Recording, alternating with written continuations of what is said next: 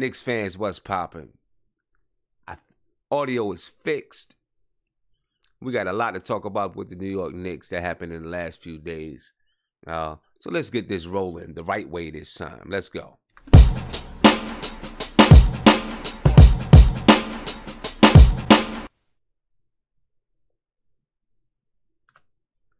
What's going on, people? I apologize for the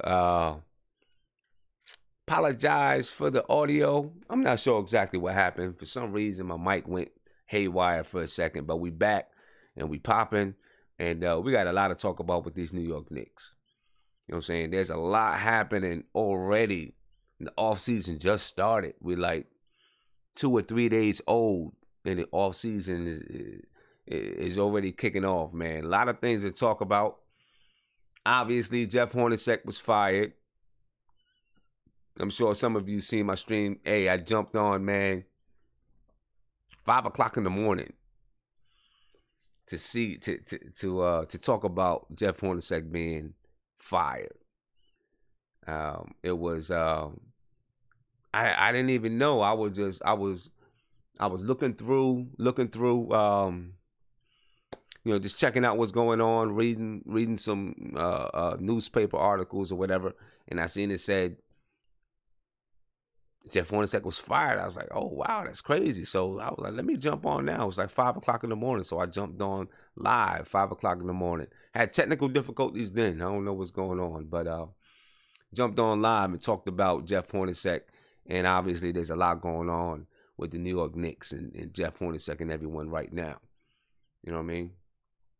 So it's crazy, but it's exciting at the same time. Chase Zero, first time watching live. Appreciate it. Thank you for jumping on with us. And we'll be on all summer. We're gonna be following the Knicks. Somebody asked who the team is that we're following. We are going to follow the OKC Thunder. That's the team that won the vote. So we're gonna follow OKC, and then we'll go from there. And really, we're following the team just so we kind of have a schedule to come on live. You know what I mean? But let's talk about this season. Let's talk about the season. This season, it was a weird season, I think. I think it was a really weird season because we came into the season not with no expectations. You know what I'm saying? No expectations whatsoever. We came into the season with low expectations. The Knicks weren't supposed to do much, and we didn't think that they were going to do much. Training camp, it was fairly smooth, the training camp, right? Joakim Noah was, Carmelo Anthony traded at the beginning of camp. Joakim Noah was suspended for the first 10 games or whatever it was. But it seemed like camp was smooth with who we had. We came out 0-3. Right? Came out 0-3, and it didn't look like we were putting much effort in. But then Jack came in, and he started to steer the ship the right way. And then we benefited from a slower home games early on in the season. Right? A slower home games and worked our way to having a what were we, 16-13 at some point when we beat OKC. We were 16-13, and then we started to slide from there. And during the early part of the season, I really felt Jeff Hornacek was doing a good job. He was. It seemed like he was holding guys accountable. He was playing the guys that deserved to be played, even though we complained about Billy not playing. Right? We thought Billy should be playing, but he didn't play him. He didn't play him because he wasn't putting in the effort. Things that we didn't see in practice. Right? He wasn't putting in the effort, so he didn't play him. And it became apparent that he was holding guys accountable. But then all of a sudden it felt like he wasn't holding guys accountable anymore. Or somewhere along the line he lost the team.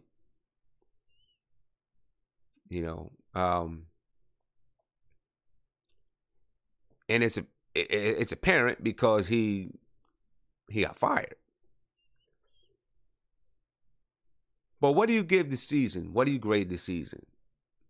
Did we accomplish what we set out to accomplish at the beginning of the year? I think the early success led a lot of fans to believe, including myself, that we could win, that we could be a playoff team.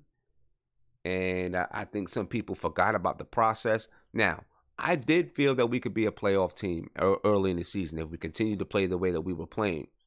But I never forgot about the process. I did not. I did not forget about the process. I think a lot of people did forget about the process.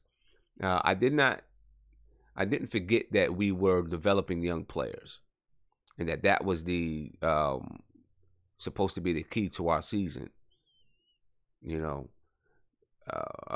Although when I seen that some things looked like we could possibly win games, I felt like, well, you know what? We could win games and maybe develop some of these young guys like Frank specifically while winning. Develop them in a winning atmosphere, having them play some serious games down the stretch. I thought maybe we could do that. But then it obviously didn't turn out to be that way. Now, if KP didn't get hurt, maybe we play some more competitive games going into the stretch of the season. But unfortunately, KP got hurt. But if you go back, you rewind, and you look at the outset of the season and what we wanted to accomplish during the outset of the season, did we accomplish that? We wanted to be a team that played fast, up and down. I'm going to say we definitely did not accomplish that. Right? We definitely didn't accomplish that. We played one of the slowest paces in the league. Emmanuel C, you say a D. You give us a D. I'm probably with you on that. I think I'm with you there. You know what I mean? We played one of the slowest paces in the league. We were supposed to be an up-tempo team. We played slow. Maybe that was in part due to Jarrett Jack, right? Jarrett Jack was, he's an older point guard. He wasn't going to get up and down the floor. But that went against the grain of what we wanted to do, of what we said we were going to do. We started off playing defense, right? We started earlier in the season, we were playing good defense. Much better defense than we had in the past. But we saw the gaps, like Cruz is saying here. We saw the gaps. Our 3-point coverage was a disgrace. We saw the gaps, though. Even though we were playing better defense in the beginning of the season than we had done in the past, we still had those gaps where we were giving up 3-point shots, but we were covering ground in other areas and we were winning games. So some people overlooked it. Most Knicks fans, I don't think we overlooked it. We seen it. So our defense began to suffer, right? As, it's only so long, how's it go? It's only so long the fake thugs can pretend, right? Only so long. And in the beginning of the season, we talked about once teams really start to game plan for you and start to scheme for you, will we be able to handle it and continue to win? And obviously, we were not able to.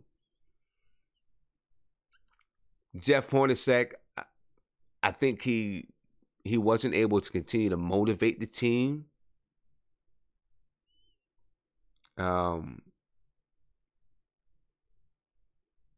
He lost the team's ear, I think, somewhere along the way. There are some players that still believe in Jeff Hornacek, and you could tell who they were because he would, Courtney Lee believes in Jeff Hornacek, I think. And you could tell because Courtney Lee had his back, and Jeff Hornacek continuously played Courtney Lee no matter what. He was going to give Courtney Lee a certain amount of minutes.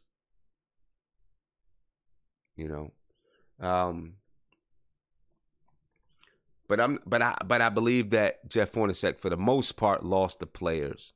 I think when he forgot about the discipline or forgot about holding people accountable. There was a point in the season, I can't pinpoint when it was, but there was a point in the season where he stopped really holding people accountable. I guess that's at the point in the season where he said, maybe when he decided it was time to win, he wanted to win, and he decided, I'm just going straight up with vets no matter what. He didn't really hold them accountable the way that he was earlier in the season, and I think that's when the team kind of got lost. Whenever and wherever that was. Chase, you say playing the vets got him fired. Maybe so. It probably did. He played those guys until he played those guys. Look, in the beginning of the season, there were games where we were up 20 or 30, and he was playing Jarrett Jack in the fourth quarter, or we were down 20 or 30, and we played Jarrett Jack in the fourth quarter. And it didn't make sense. I didn't understand why. Big shout out to the French Unicorn. He said, you want to give a shout out to Mighty Knicks, man, love. Shout out to Tony Crow, Mark J, or Fizdale. Oh, he said he'd like to have Fizdale, and he'd be happy with Black, third choice. He said he loves the show. Appreciate you, French Unicorn.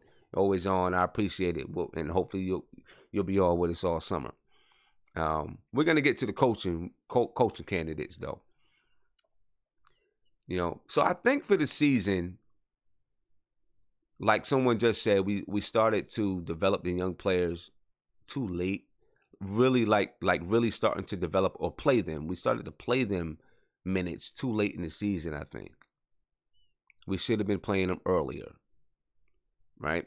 If he felt like he wanted to try to make the playoffs, I still think he had to find a way to get those young guys minutes, because even fighting for a playoff spot is valuable to young guys, to those young players. Very valuable to those young guys. So I think I'm not sure if we got much out of this season at all. Besides the fact that we know that we need to move in another direction. We needed to move in another direction with the coach. I don't know if we got much out of the season. Frank started to come through at the end. Trey Burke, I just seen somebody say something about Trey Burke. Trey Burke came through, looked really nice. Frank started to play at the end. We did, I don't want to say discover, but Troy Williams is a positive for us. So I guess those are some things that we can take from the season, right? And those are definitely pieces for the future. Keith St. Laurent, big shout out for the super chat, bro. You said the Knicks brass said they will take the best player available. So small forward might not be a lock, as our pick could be Trae Young or Colin Sexton could be drafted. Yeah, I did see that. We're going to talk about Scott Perry and Steve Mills as well. And they definitely said that. They're in the business of collecting assets right now. And to collect assets, they want to collect the best talent available and then start to sort things out. So, we'll see how that goes. And I could see it happening. But I also picked up, though, when he talked about, looking for specific positions, he said, Scott Perry said, we want to collect assets and then at some point begin to funnel it down and shape the roster. Do we need a small forward or do we need a center? And he said that. He said, do we need a small forward? Do we need a center? We can start looking at that later on, which tells me that he does believe that we need a small forward and a center, because those are the two positions that everybody kind of knows that we need, a defensive center and a small forward, and those are the two positions that he mentioned. Even though he said we're going to look at taking the best talent available, I still think he has those two positions in mind. But for the season, I think I agree with Emmanuel C. That for the season we get a D. We get a D. Bad defense, bad 3-point defense, bad pick and roll defense. Had a hard time developing players, or we didn't really develop players the way we think he should have.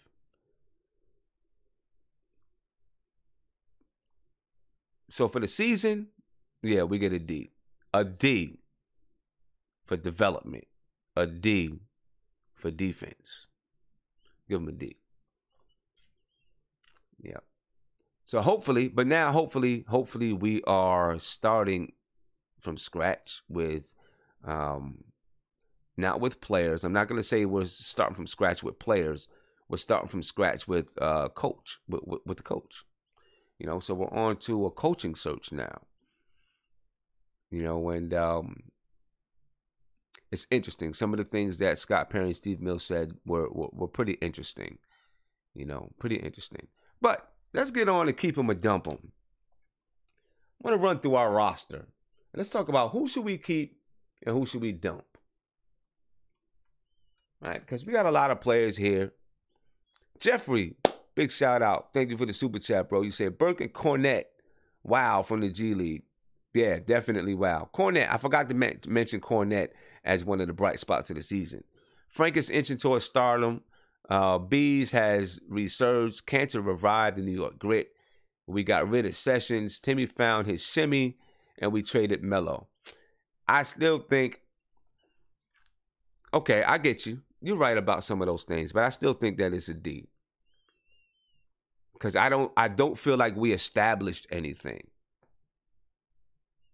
And it doesn't have to do with the record. I still feel like, even though we have some of these players, I feel like we're just kind of floating out there without an identity, with no place to go right now. And I think that was the one thing that we wanted to establish this year. As a matter of fact, what you mentioned are the reasons why they would get a D. But I still don't believe that we actually have a way forward. I still feel like we're kind of searching. You ever have your eyes closed and you're searching around the room trying to find where to go?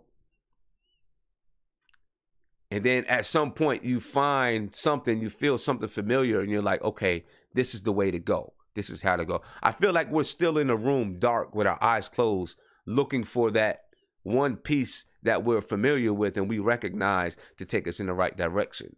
That's where I feel like we are now. We just have all these pieces, but I don't know if we understand what to do with them. Obviously we don't, because we need a new coach. And hopefully the coach that we get in will begin to sort these pieces out. So I don't know. I don't feel like we accomplished much. We found some talent. We did. Cornette, Burke, like you said. Those are talented guys. Frank, Troy Williams, we found some talent.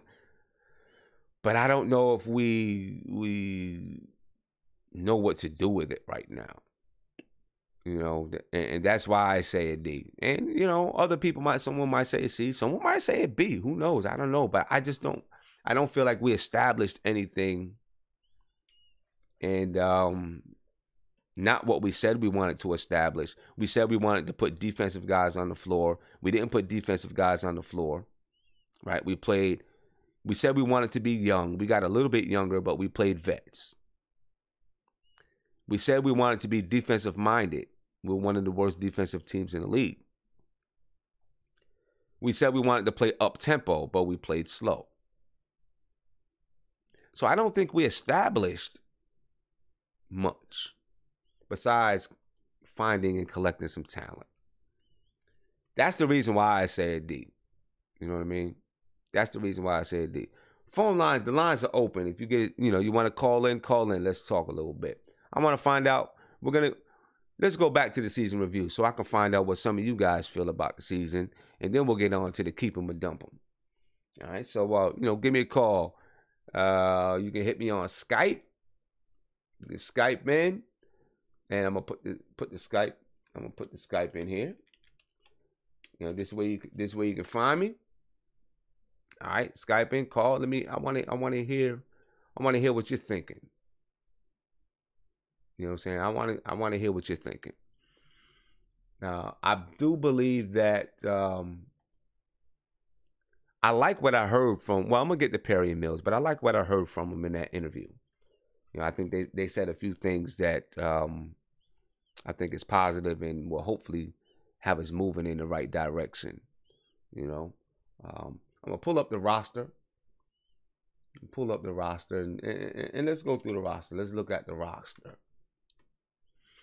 Talk about what we want to do. Obviously, we know with Jeff Hornacek, we wanted to dump him and we dumped him. Right? Listening to what Steve Mills said, I think they did it the right way. Even though some people might say, well, it kind of happened really fast. I think that's good. You want it to be fast. You definitely want it to be fast so that we can get right on with the coaching search. No reason in having it linger around. Steve Mills said, instead of calling him and saying, hey, we want to meet with you tomorrow, or, and have him wondering what it's about, say, let's get it done right here, knock this out the way. I think that was the right way to do. If you got to let somebody go, you might as well get it done. No sense in dragging it out and having somebody feel or wonder what's happening or what's going on. So I think they did it the right way. Hopefully there's no hard feelings. Listen, I think Jeff Hornacek could be a good coach. I think he's going to have to go back and start as an assistant again and then build himself back up. I do think he can be a good coach, though.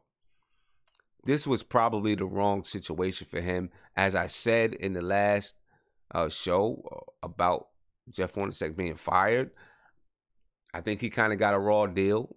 I will say that. It was time for him to go. Don't get me wrong. It was definitely time for him to go. It was time to get a new voice in there. He lost the team. It's time to really move in another direction. But he did kind of get a raw deal. First, he had to, he needed to be Phil Jackson's yes man. And then he had to coach under Scott Perry and Steve Mills with a bunch of Phil Jackson brought in guys, and then try to blend in his system. It was tough for Jeff Hornacek. Honestly, it was tough for Jeff Hornacek. It was a tough deal for him, but it had to happen. Getting rid of Jeff Hornacek and Kurt Rambis. It was necessary to move forward. So let's take a look at the roster. I want to know, do we keep him or do we dump him? Ron Baker. What do we do with Ron Baker? Do we keep him? Do we dump him? We're not going to be able to trade him, right? He didn't produce much this year. He's going to be making $4 million next year. What do we do with Ron Baker? I'm not exactly sure where he fits. And when a new coach comes in, I mean, who knows what they're going to do? Who knows what a new coach is going to do? And how he's going to feel about him. Dump him. I see a lot of people dump Baker. But how do we dump him? I don't think anyone's going to give up a second-round pick for him. Right? Exactly, Emmanuel. We can't do anything with Baker's contract. Baker, Baker's making $4 million next year. Now, next year will be his last year, but he is making $4 million. And, for a player who doesn't do much or hasn't done much, he hustles. He's a defensive guy, and he hustles. But he's not going to be easy to move. So you look at Ron Baker. He has a player option for next year at $4.5 million. No one is taking Ron Baker. No one. No one's going to take Ron Baker. That's just that. You know what I mean? So I think we're going to be stuck with Ron Baker. Put Ron Baker into a bigger deal. Ha! Okay. That's funny. I think we're going to be stuck with Ron Baker this year. You said we could package him with a good player. But then do you want to?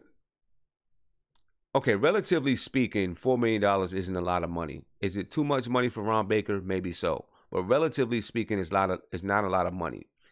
And his contract expires in 2019. Do you really want to give up a good player just to move Ron Baker? I don't think that's the way to go.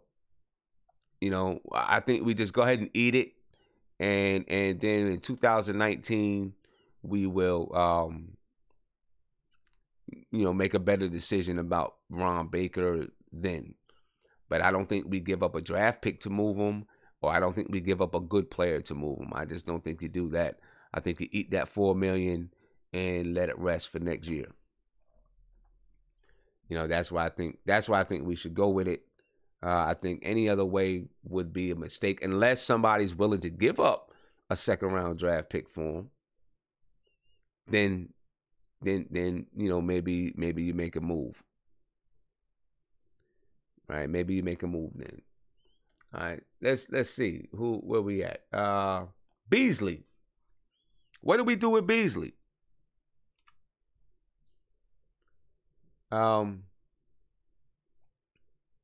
Beasley's making $2 million this year. Well, he made $2 million this year. He's a free agent. I think it's kind of hard. To judge what the market is going to be for Michael Beasley this year.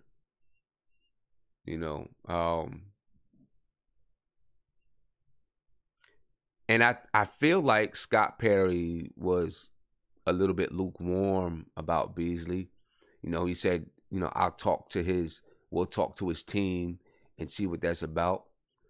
But I think if you can find a way to keep Michael Beasley on a good contract, you keep him. That's my opinion. I think you keep him exactly, Darcy Knicks, for the right price. I think you keep him for the right price. You keep him around because, he's a good guy to bring off the bench to give you some scoring off the bench. And if you play him the correct way, listen, Beasley is who Beasley is. So, we can't expect him to be, the guy that's going to be swinging the ball around the perimeter and doing all these things. I think you put him in a position where he can do him. And you give him like limited minutes. You know what I'm saying? Maybe, say he's getting 20 minutes a game, and when he's in for those 20 minutes, you're giving him the freedom to go and do him.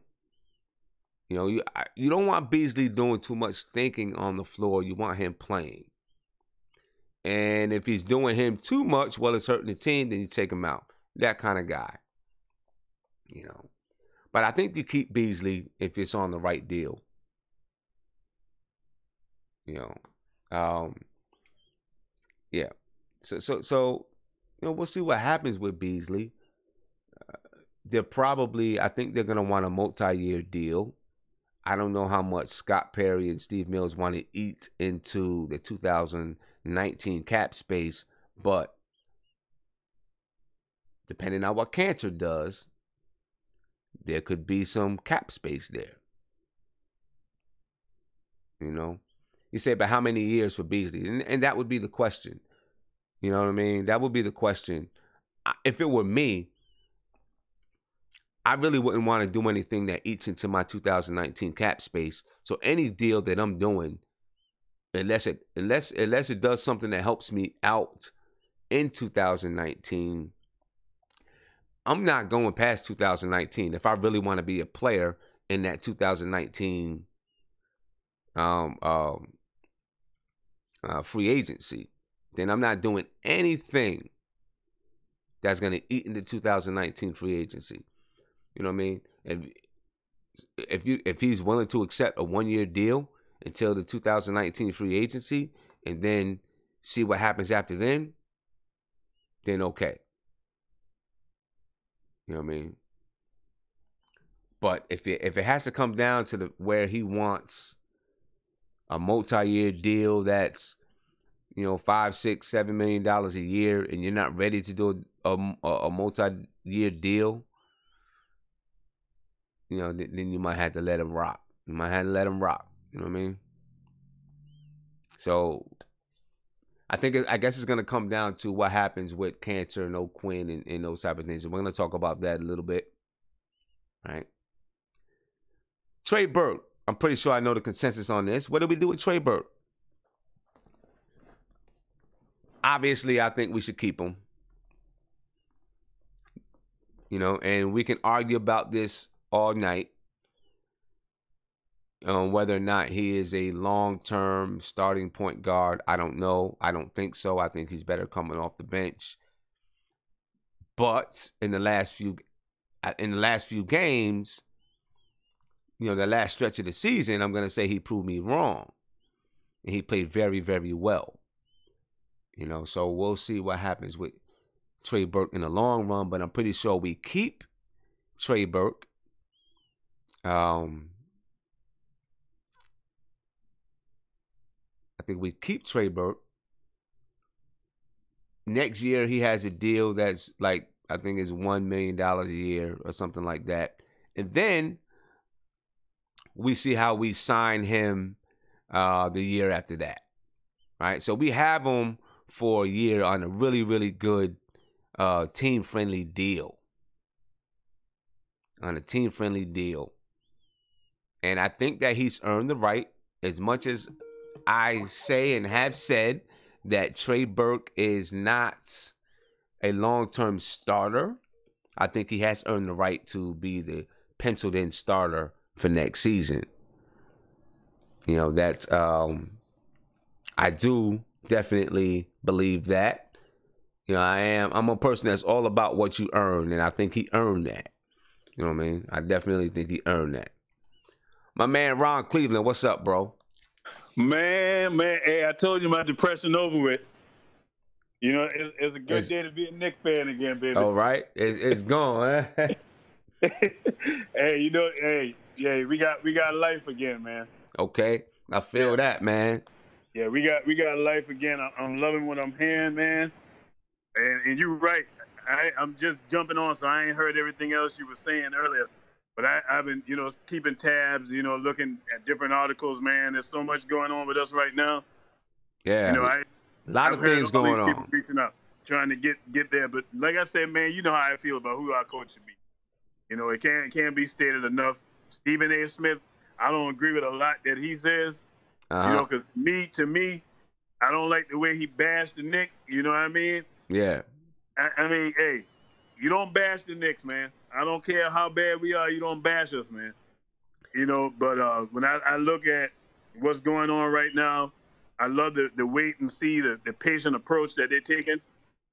But my only problem with that, I think if we be a little too patient, we might miss out on Mark, man. And I that's the guy I really want to see in the Knicks. The commander in chief, so to speak. So you think Mark Jackson is going to have a lot of suitors out there? I think so. You think I think so because of all these openings. That's what scares me. You know what I mean? Mm-hmm. That's what scares me, and especially, the fact that you got all these teams getting rid of coaches. Because even now Atlanta may even get rid of their coach.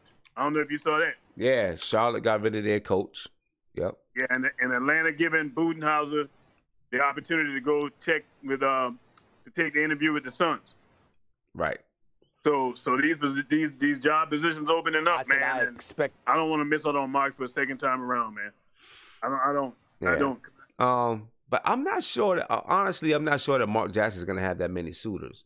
You know, and this is just based, in my opinion, it's just based on everything that happened in Golden State. I'm not sure that he's going to have that many suitors. You know, he may, but I'm not sure. But what do you think? What do you think about? You know, we're kind of, you know, we're doing this keep him or dump him. Okay. What do you think about Ron Baker?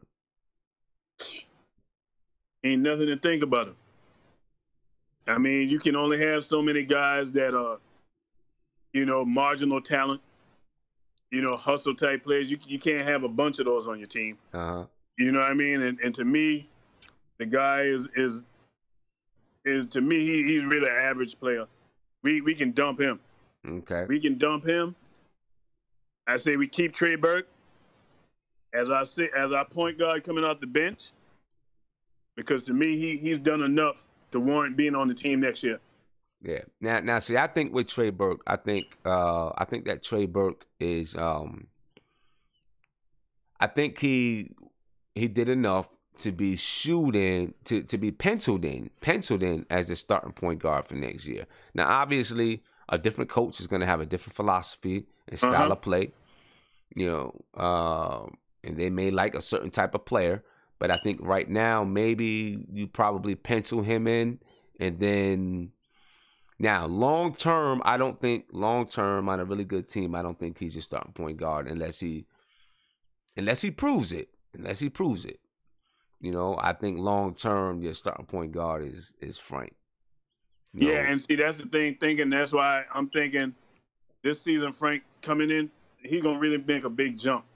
And so that's why, and to me, really, his growth got stifled this year with Trey Burke being there, and God knows that bum Moutier, and that really stifled Frank a little bit, man. Of course, with Jack being there too. I mean, really, it's time for Frank to really get the keys.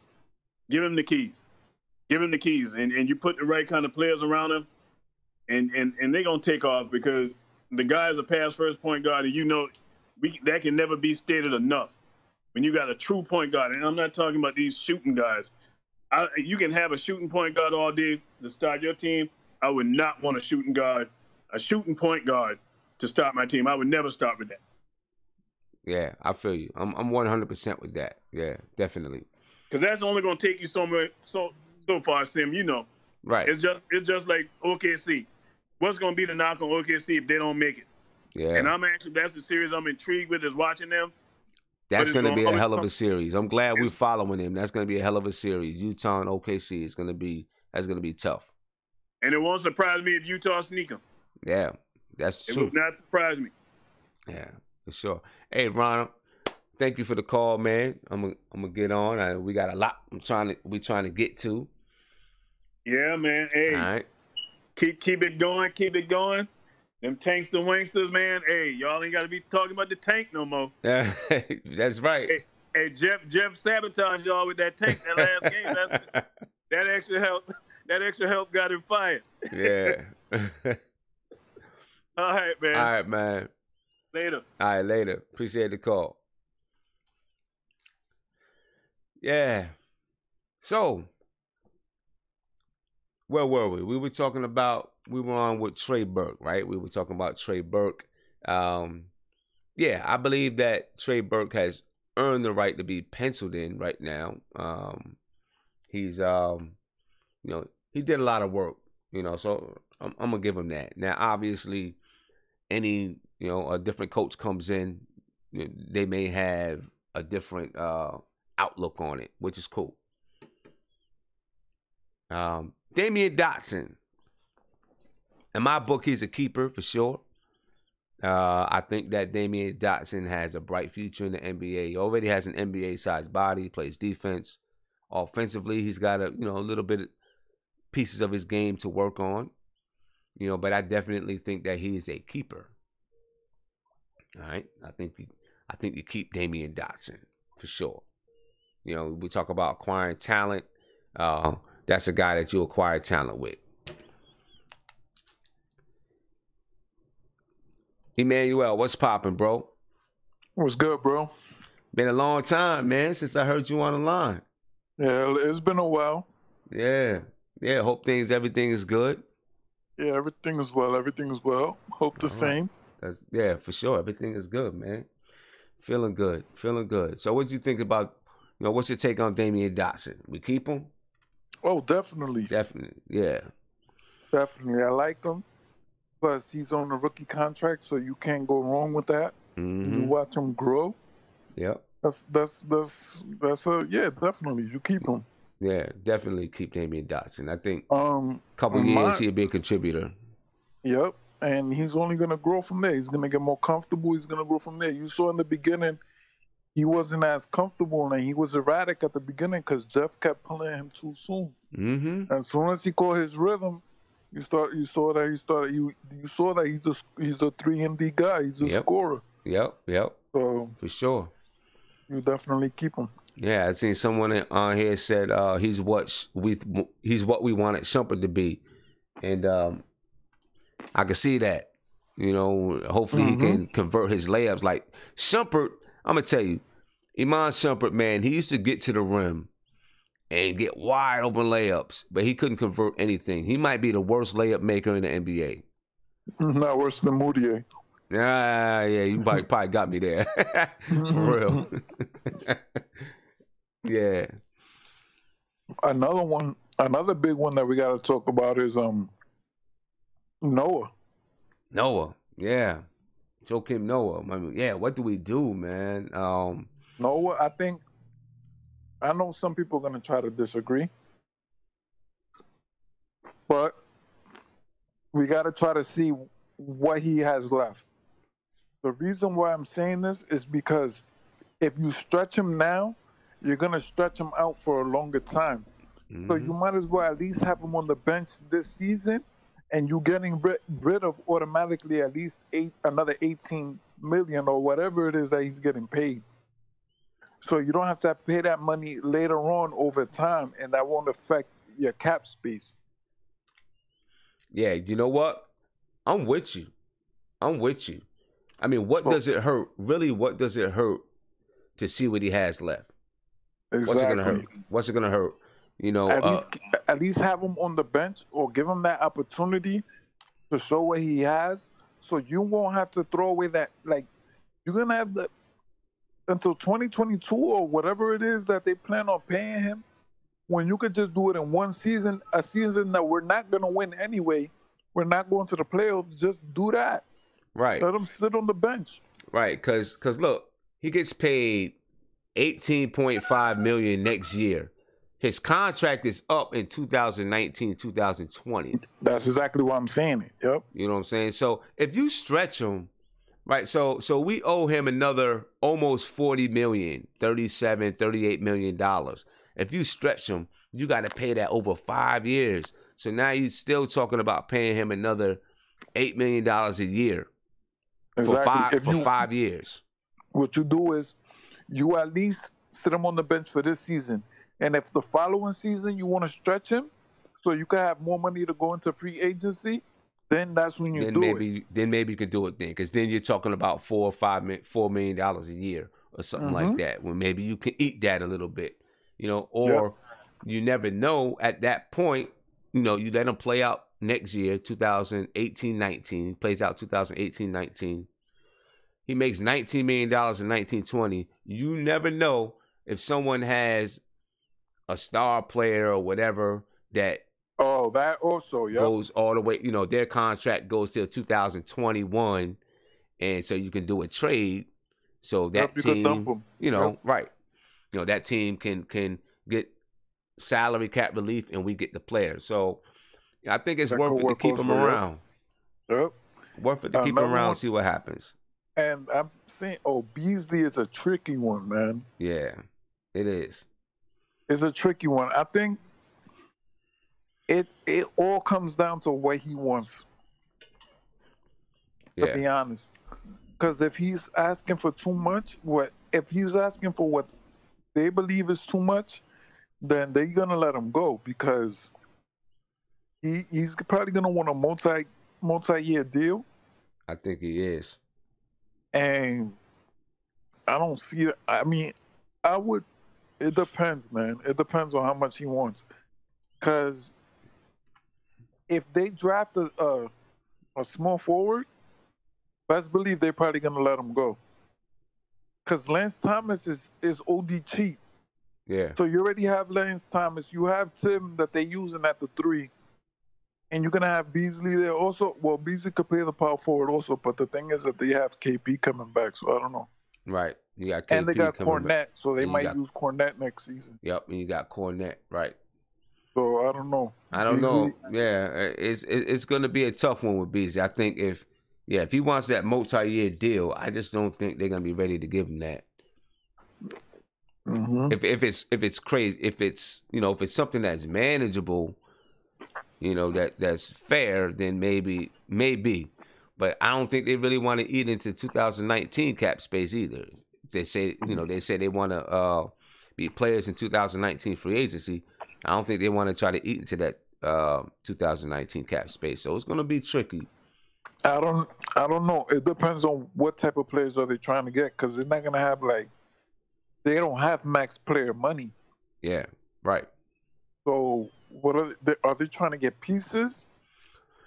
Well, in 2019, I mean, I don't know if they can have max player money, but they can have, they don't have that money. Like Cantor is done in 2019. Ron Baker's done. O'Quinn is done. That right there is 27 million right there. Yeah, that's enough. Yeah.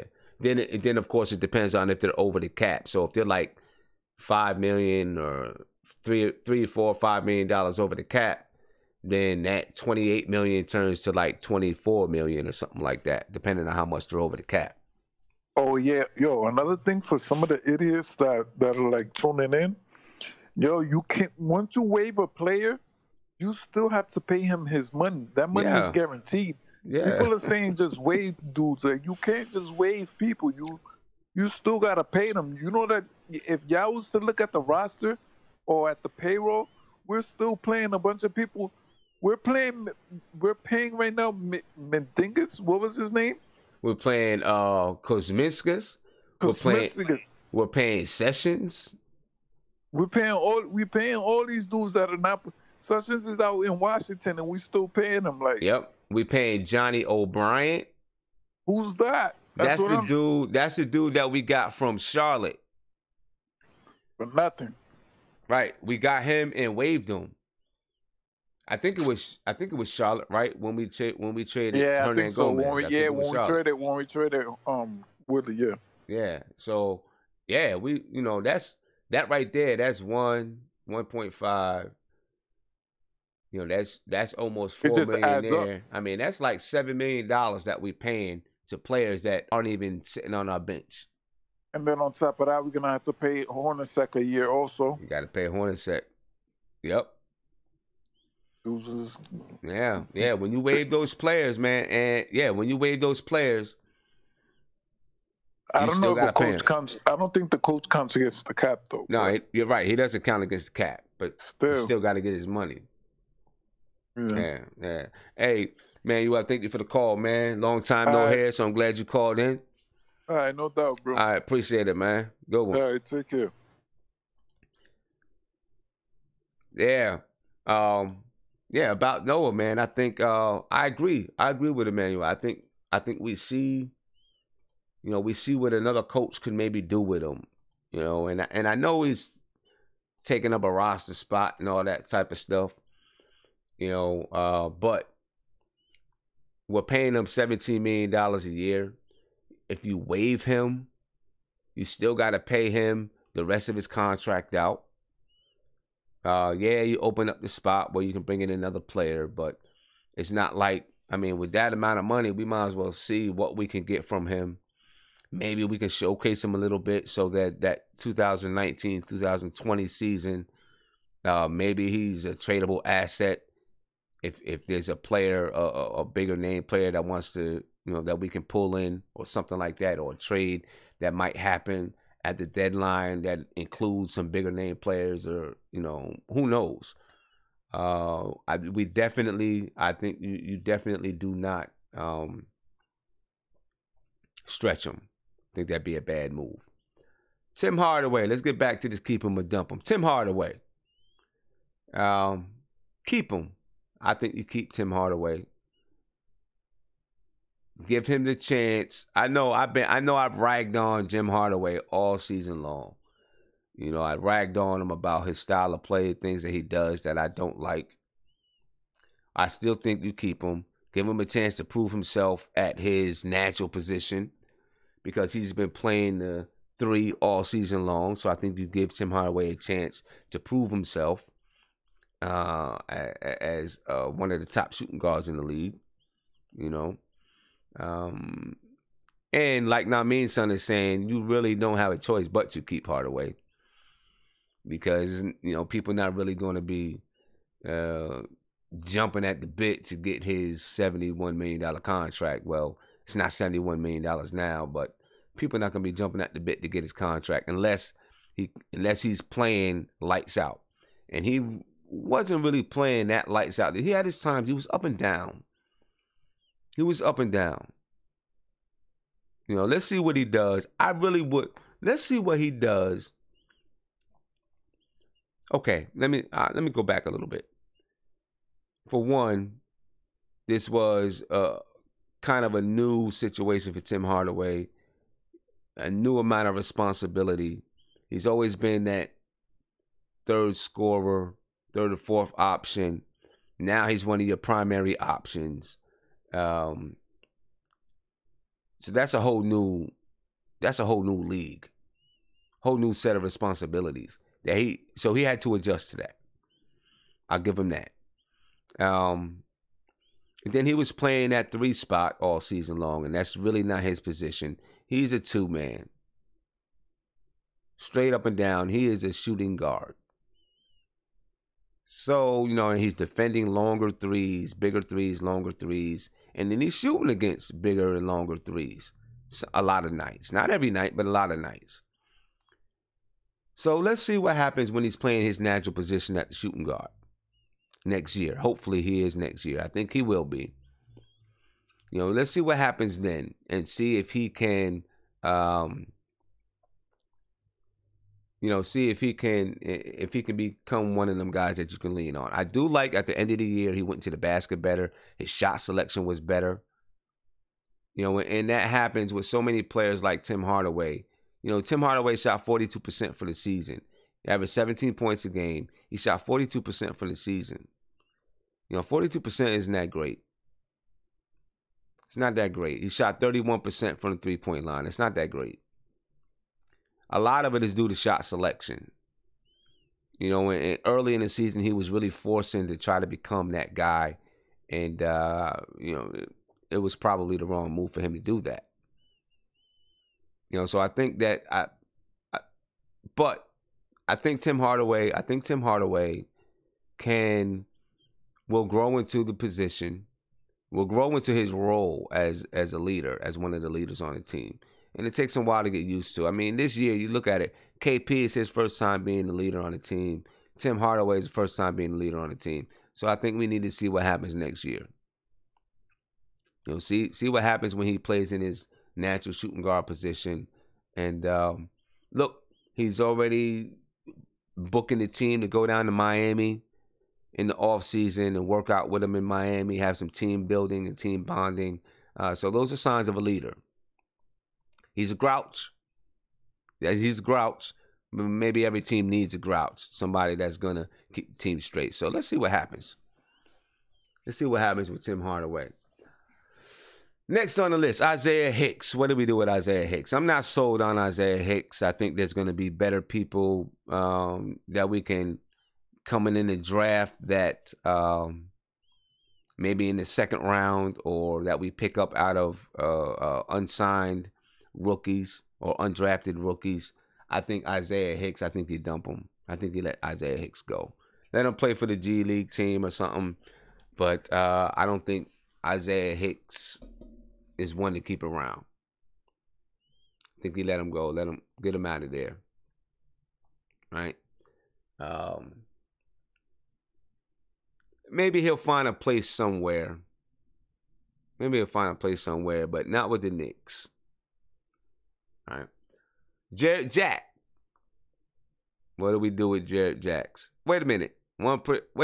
Nick Patrice, you say you like Hicks. He showed something. I don't know. I don't think he did. A couple of times, he had a couple of games where he did. But I don't think he's going to stick around. I think you're going to be able to find someone better in the draft this year, maybe with that second round pick that'll take his spot. And yeah, he'll be sent back down to the G League. You know, you say Hicks can replace Thomas. Not really, because Thomas has a $7 million contract. You know? But maybe, okay, so maybe we don't just straight up dump him. Maybe he stays on that 2-way contract. Or something like that. If you don't really find something that you really, really want, maybe he stays on that 2-way contract and you try to develop him a little bit. So something like that. But I don't think that, he deserves a roster spot. Now Jared Jack. What about Jared Jack? I think we take Jared Jack and ask him to coach. Not be the head coach. I think you ask Jared Jack to be an assistant coach. I think he's going down that way anyway. And I think that he would be a very good assistant coach for this team. Especially because we have some young point guards that need a mentor, that need a leader. I think he'd be a good guy to keep around as a mentor. But I don't know if you want him taking a roster spot, especially if we are, we're trying to collect young assets. I don't think you want Jared Jack taking up a roster spot. But I think he'd be a perfect assistant coach. My thing is, I think Jared Jack wants to continue to play. And I agree. I mean, I understand why he would want to continue to play. And he might be able to help some teams. Yeah, you too be it. Exactly. I think he would be able to help some teams. I think there's some teams out there that he could, be that guy, that 12th man that comes in when your point guards, you got 2 point guards down and you need somebody to come in and run the show for a little while. I think he can do that. And I think he knows he can still do that. So he might try to jump onto a championship team and be, that point guard that comes in and kind of rise the bench. But then when your point guards are down, he comes in and gives you a little bit. I think he could be that. But I don't think we give him a roster spot. If we give him anything, I think we give him an assistant coaching position. Someone who can help us develop the team. That's what I would like to see from Jared Jack. You know what I mean? If we decide to keep Jared Jack, I think that'd be the move to go. That'd be the thing to do. Because we heard him, and you heard the teams talking about him. He's going to be a coach. Jared Jack has it in him to coach. You know what I'm saying? And I think that he's going to be a very good coach. I think he'll be a very, very good coach. He's smart. I would hear him. We all heard him. You hear him over Hornacek sometimes, telling people where to be, telling guys what to do, rooting on Frank, rooting on Moutier, rooting on these guys, trying to push them to be the best that they could be. So I think that's a very good spot, very good move for Moutier. I mean for Jared Jack. You know what I mean? So I would really like to see that happen with Jared Jack. I got my man French Unicorn on the line. French, what's popping, bro? What's up, Sim? How you doing, man? Doing good, man. What's up, chat? Shout out to all the fellas, Marty, Tony Yes, Crow, sir. Yes, sir. Cleveland, all the guys. Yeah. So we talk talk about. Jeff. We got our wish. Yeah, he's gone. He's done. He's out of there, man. He's out of there. That's finally happened. Yeah. You know what I mean? And it was quick, happened. like a Band-Aid. Yep. That too. Yeah, it was quick, man. They took him up out of there. It had to be done quick. Yeah, you yeah. couldn't keep him around forever. You know what I mean? You had to get it done. You had to get it taken care of. I watched the press conference too. I liked their demeanor, man. Both of them, just the way they were talking, and they were straight to the point. They weren't hateful. They were respectful, patient. I like these guys. I like Scott Perry a lot. Yeah, I like Scott Perry too. I think that Scott Perry was a really good choice, man. I think he's going to I think he's gonna usher in a new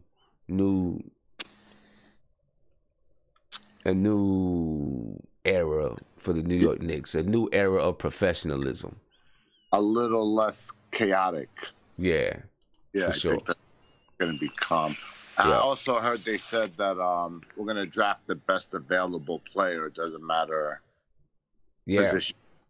That's something that he said. He said he might just look at drafting the best available player. So, you know, that we're in the collecting asset stage, which is another thing we all talked about, and we wanted to be in that stage. So that's a good stage to be in. Yeah, exactly. So yeah, they're talking about, they're doing some good things, man. Yeah. Doing some good things. I like what I'm hearing from Scott Perry and Steve Mills. Mills. They said that they went to not just other basketball teams, but the football teams and baseball teams to see how good management ran. Exactly. I like that, willing to learn still. I like that. Yep. So tell me, what you think about Jerry Jack? What do you think about Jerry Jack? I'd sign Jerry Jack to another 1-year contract and let him, be. Yeah, I definitely would. I'll give him $3 million or $5 million, whatever he wants, and let him be a player coach. I think even now you're watching Jack come off the bench. He's giving you 15 points. Jack can still do that. Yeah, he can. I think if you hire Mark Jackson, he's a Mark Jackson guy too. So I'm not saying we're going to hire Mark, but if you do. Yeah. But my thing is this: do we want to use the roster spot though? Do we want to save that roster spot for a young guy? How many young? You got to have at least 1 or 2 vets, Yeah, you got to have a couple of vets. You're gonna have to have a vet. I agree with that. Guard.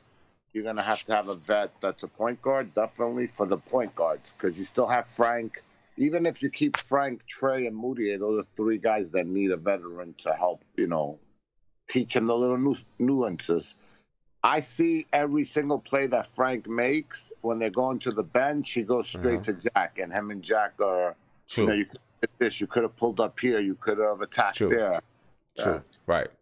That's worth $3 million, don't you think, Sim?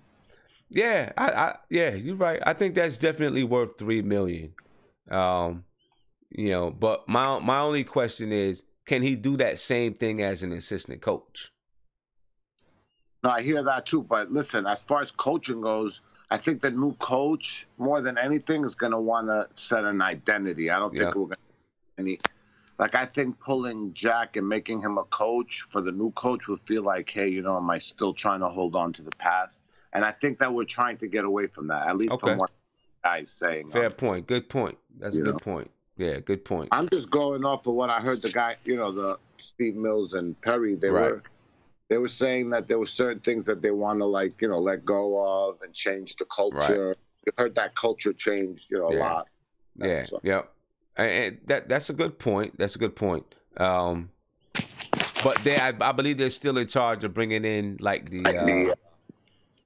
still bringing in the developmental staff, and he could be a developmental guy. But I like Jack's demeanor. I really would like to find a way to keep him around in some way, because I like, the basketball IQ. his relationship with the players. And, you know, those guys, Frank and them guys, are going to need somebody like Jack around. So if there was a way to keep him involved with the organization, I'd like to keep him involved. I agree. I would like to keep him around, too. Yeah. The coaching staff, though, I think that decision that is made after we hire somebody. Yeah. Just to see what he's, you know, thinking, what he wants to bring in. I heard them speak about, you know, wanting analyticals and, you know, development and new school, old school, and not just one kind of coach. So I think that's all going to play a role too. Right.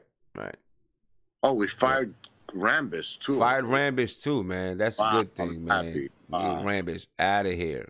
Get him out of there. I'm glad. Gone. You had to. You couldn't fire Hornacek and keep Rambis around. You know what I'm saying? They wanted to get finally gone. Like he stuck to the before Fisher, after Fisher, during. Like it was just like a nightmare happening over and over. Yeah, you know, they want to get rid of the stink of Phil Jackson. They want to get that out of here. You could tell that they were like that too. Yeah. That they, we want to be our own identity now, and you know, you hear them talking about New Yorkers and how New Yorkers feel, so they're listening to the fan too. Yep. You know. Yep. And you heard them talk about how they sat next to a couple of fans at a baseball game or whatever it was, and they were talking about, hey, we just want to see you guys put a product on the floor where the guys work hard, young, play hard, they want it, they get after it, but let's build it slowly. Slowly, take your time. Yes. Yeah. Don't try to cheat the process. Just build your team. Finally, we're taking our time as Knicks fans. Like it's about time, man. Yeah. Like all those quick fixes never worked. All right. So let me ask you this: since we're here, we're doing this keep 'em or dump 'em. Before I let you go, What do you think about Cantor? And that's Cantor. What do we do with Cantor? I don't think we're gonna have the option there. I think he's gonna opt in. I don't see him getting $18 million anywhere else. I think we discussed that. I don't either. I think he's gonna opt in. He's saying some other things, but I think he's gonna opt in. Nobody's earned him $18 million. Nobody. No, and I don't think we're gonna have the option. I think he's gonna be on the team. Now, I mean, the thing is, and it's not totally. No, it's not like it's really a bad thing. Cantor really does brings some things to the team. He brings some grit to the team. He's a hell of a rebounder. He can score at will in the post. Yep, he's gritty. He gives you personality on the floor too. Mm-hmm. The only thing is you have to put a solid non-scoring defender next to him. You do, right. And that's why KP don't fit. Now, KP's going to be gone half the season. Put somebody gritty, I'm trying to think of a person. Like Marcus Camby's coming to my head, like that type of power forward where it's not all about the bucket. It's blocking shots and setting the pick and, making a pass. Right. So That's why I was saying the last show. Remember I was saying I thought Kyle O'Quinn would have been better next to KP because of that. Because Kyle O'Quinn could just play defense all game and still have a good game, Yeah. Mm-hmm. And Kent's not that guy. He disappears on defense. Yeah. I love him, though. Yeah, I love him. I mean, Cantor, when it's all said and done, I just seen someone say he's going to be an excellent sixth man, I think, that could win sixth man of the year because he can score at will. Unless he improves his defense. I would watch OKC, and sometimes I would wonder how is Steven Adams starting over Cantor all those years. But now having him, I understand because he's such a liability on. Yeah, he's such a liability, and at least Steven Adams. Look, Emmanuel C said because we were talking about Noah earlier. He said what you're talking about having that guy next to Cantor or KP that doesn't need to score, can get you rebounds and play gritty. He's saying Noah can do that, which is why you give him a try. You think you could put Noah next to Cantor, though? I don't know if you could put him next to Cantor because neither one of them are going to stretch the floor, but definitely next to KP. Yeah. Listen, I've been rooting for that all year. Give this guy... Mm-hmm. When Jeff played him for 5 minutes and then benched him, I understood why they got into a fight. I mean, I would have went to him, too, and said, hey, yo, coach, how's that a fair shot? Yeah, exactly. $17 million. Let we're losing by 30. Let me play the last 10 minutes of the game. Right.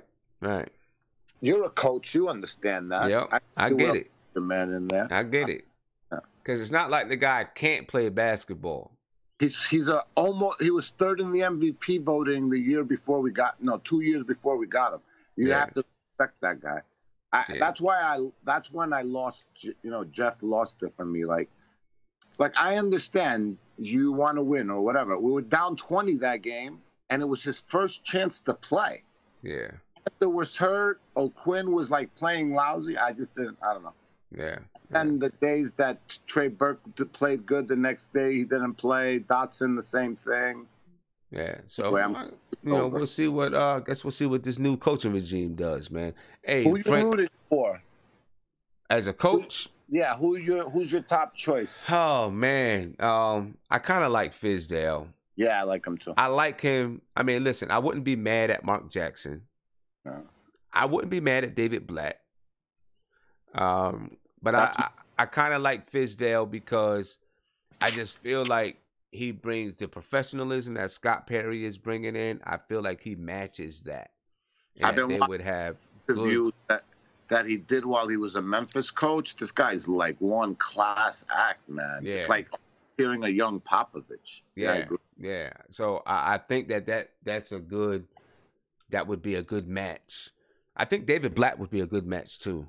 That's my third choice. I want Marky J because, I watched him through all the St. John years. I remember him winning Rookie of the Year, the Rick Pitino years. Yeah. I remember playing with Rod Strickland, leaving, kicking our asses all those years that he was on Indiana, coming back and playing with us.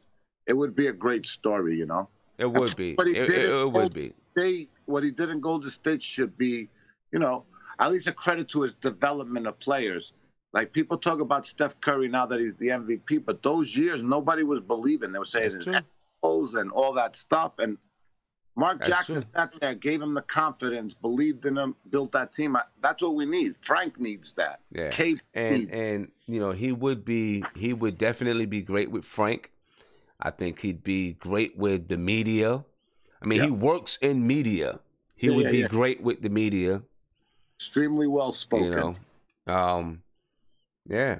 Hey, French, man, thank you for the call. Thank you, man. Right. And, for sure, I'm going to get down to Ocean City and check you out, man. Just holler at me. See me. I hit you up on Facebook. That's me, Eddie. I know everybody French, but my real name's Eddie. Okay. All right. No doubt, man. Holler at me, and whenever you come down. Anyway, I'm going to be on all summer long with you guys. Yeah, for sure. Chad, Tony Crow, Marty, all the guys. Love you guys. We'll talk soon. All right. Peace, bro. Yeah, keep them or dump them. We're doing keep them or dump them right now. A lot of great calls. A lot of great calls coming in, and we're definitely going to get into these culture candidates. We're going to move a little bit quicker through this quick keep them or dump them so we can get to everything that we want to get to. All right. So next, where we at? We talked about cancer. Luke Cornett. Luke Cornett. I think Cornett is definitely a keeper. Definitely a guy that you keep, I think. Stretches the floor. He could block shots. He could rebound a little bit. I think you keep Luke Cornett, and let him develop a little bit. I'm not sure how high his ceiling is, but I think you let him develop a little bit. And then I think. I like Luke Cornett. I don't know if it's Cornett. I think it's Cornett. Luke Cornett. I want to make sure I'm saying it the right way. Before I get into this next call, I want to give a shout out. Big shout out to, let me see, who am I shouting out? Mighty Knicks says, Scott Perry reminds me of Coach Sim. Hey, I'm with that. I appreciate that. I take that as a compliment for sure. Thank you. Mighty Knicks again said, shout out to Frenchie in the chat. Siobhan said, sorry, I'm late, gods. What did I miss? Peace to all the gods that's out there. Some people know what I'm talking about. But right now, Right now, my man Siobhan, I know that was a minute ago when you put that up there, but we talk about keep them or dump them. Who we keeping, who we dumping. All right, and then Alex Martinez, big shout out. Thank you for the super chat. You say, please, no Frank Vogel. Is Frank Vogel even on? Is he on the list as a candidate? I'm not sure. Not sure at all. But so we're doing a keep him or dump him. Next on the list, Courtney Lee.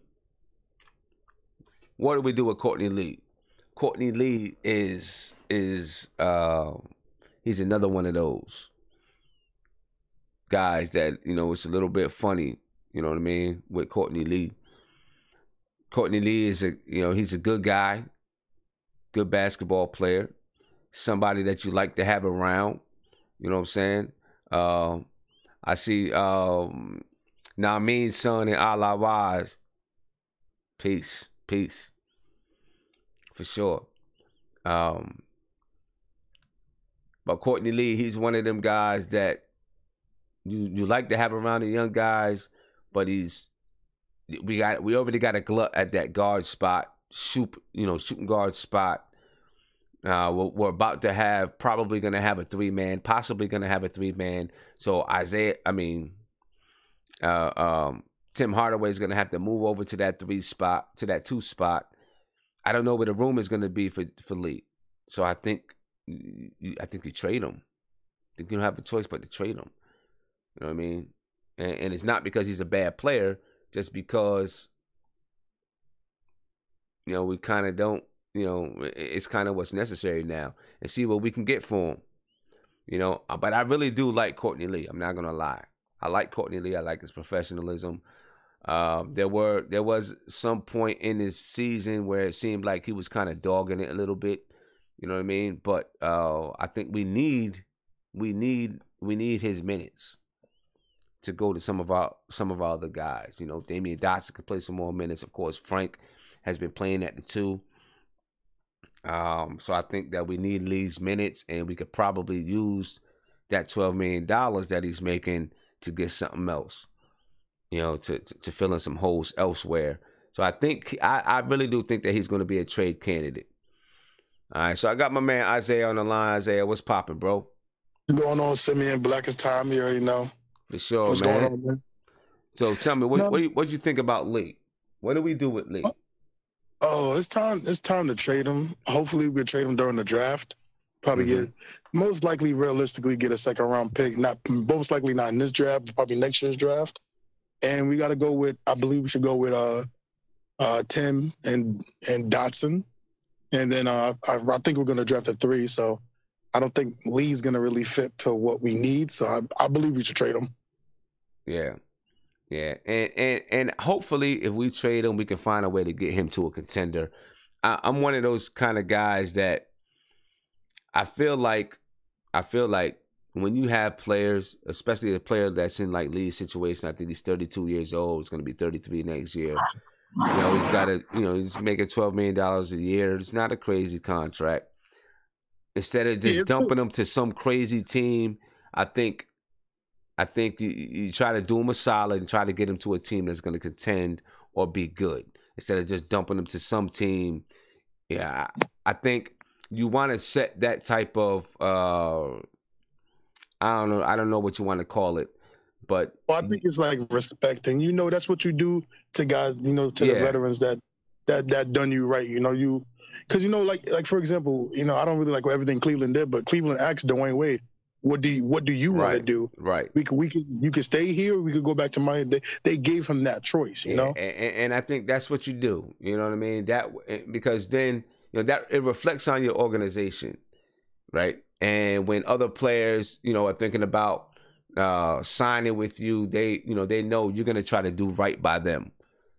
No, most definitely. So I think I think that's what you have to do. Yeah, definitely. Hey, Sam, I just wanted to make a comment. I know we're not on our subject yet about Mark Jackson, because I've been thinking about it. I've been reading a lot of articles today, about Mark Jackson, and at first I was really like, oh, we got to get Mark Jackson, but I've been reading a lot of stories about it, and it's been crazy about what happened with Golden State. Right. From what I'm hearing, he was like really, really, really big on the religion. Right. And he inflicted that, or I mean, not inflicted, but he really pressed it and brought it to his coaching, which, I still believe Mark Jackson should be the guy, but, I believe when Scott and Steve interview him, I think they should really address, like, hey, find out what really happened. Find out what was happening, what was going on, and then, make it clear. Yeah. Yeah, because, I believe, I've always believed, because that was his first time coaching. I believe you do grow and you learn. Mm-hmm. And you see what didn't work the first time, and you see what works. And, I think I believe he got better because he's human. He knows what works and what doesn't work, and I think he knows what failed in Golden State and what succeeded. So, I believe that he will. To me, it's either going to be him or Fizdale. Mm-hmm. I believe those should be the two top candidates for us, because I believe in both of them, and I think we will succeed with both of them really, really well. Okay. And then also too, just real quick, I believe in Steve, and I believe in Scott. I watched that interview today, the 44-minute one. Yeah. And this, I've been a Knicks fan my whole life, and this from management, it feels completely different from what I'm used to. Mm-hmm. And I believe they're doing the right thing, and I believe they're going to get us where we need to go. Yeah, I believe so. I think they had the right idea. I think they had when I watched that video, they just said a lot of things that I wanted to hear. So exactly, yeah. They said they literally didn't disappoint me, because one thing about Jeff that really made me mad was, Scott and Steve said it from the beginning. We don't care about winning and losses. He Mm-hmm. gave him that. We don't care about winning and losses. We care about player development and, coaching and developing.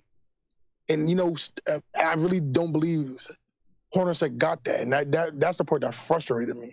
Yeah. It was just so much with him. But, it is what it is. And like I said, I hope he get either Mark or Fizdale or Mark. I think either way we'd be good. Yeah. All right. Yeah. Yeah. I agree with that. Either way we'll be good. I agree with that. But we're gonna get into not super depth, but we're gonna talk a little bit more about them later. Since I got you on the line, keeping up with this, keep 'em or dump 'em. What about Emmanuel Mudiay? Oh, he should already know. Dump him that's a dump truck. That is a dump truck. Dump him.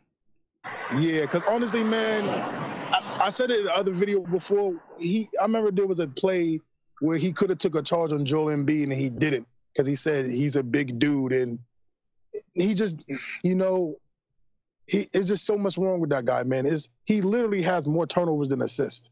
He doesn't play defense. His jumper's broken. All the minutes you were giving to him should have been given to Frank. Okay. I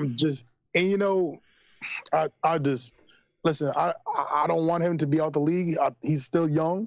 He still has a future, but I just don't believe he's the fit for us. He just, what? Maybe what it is. Maybe he should go overseas.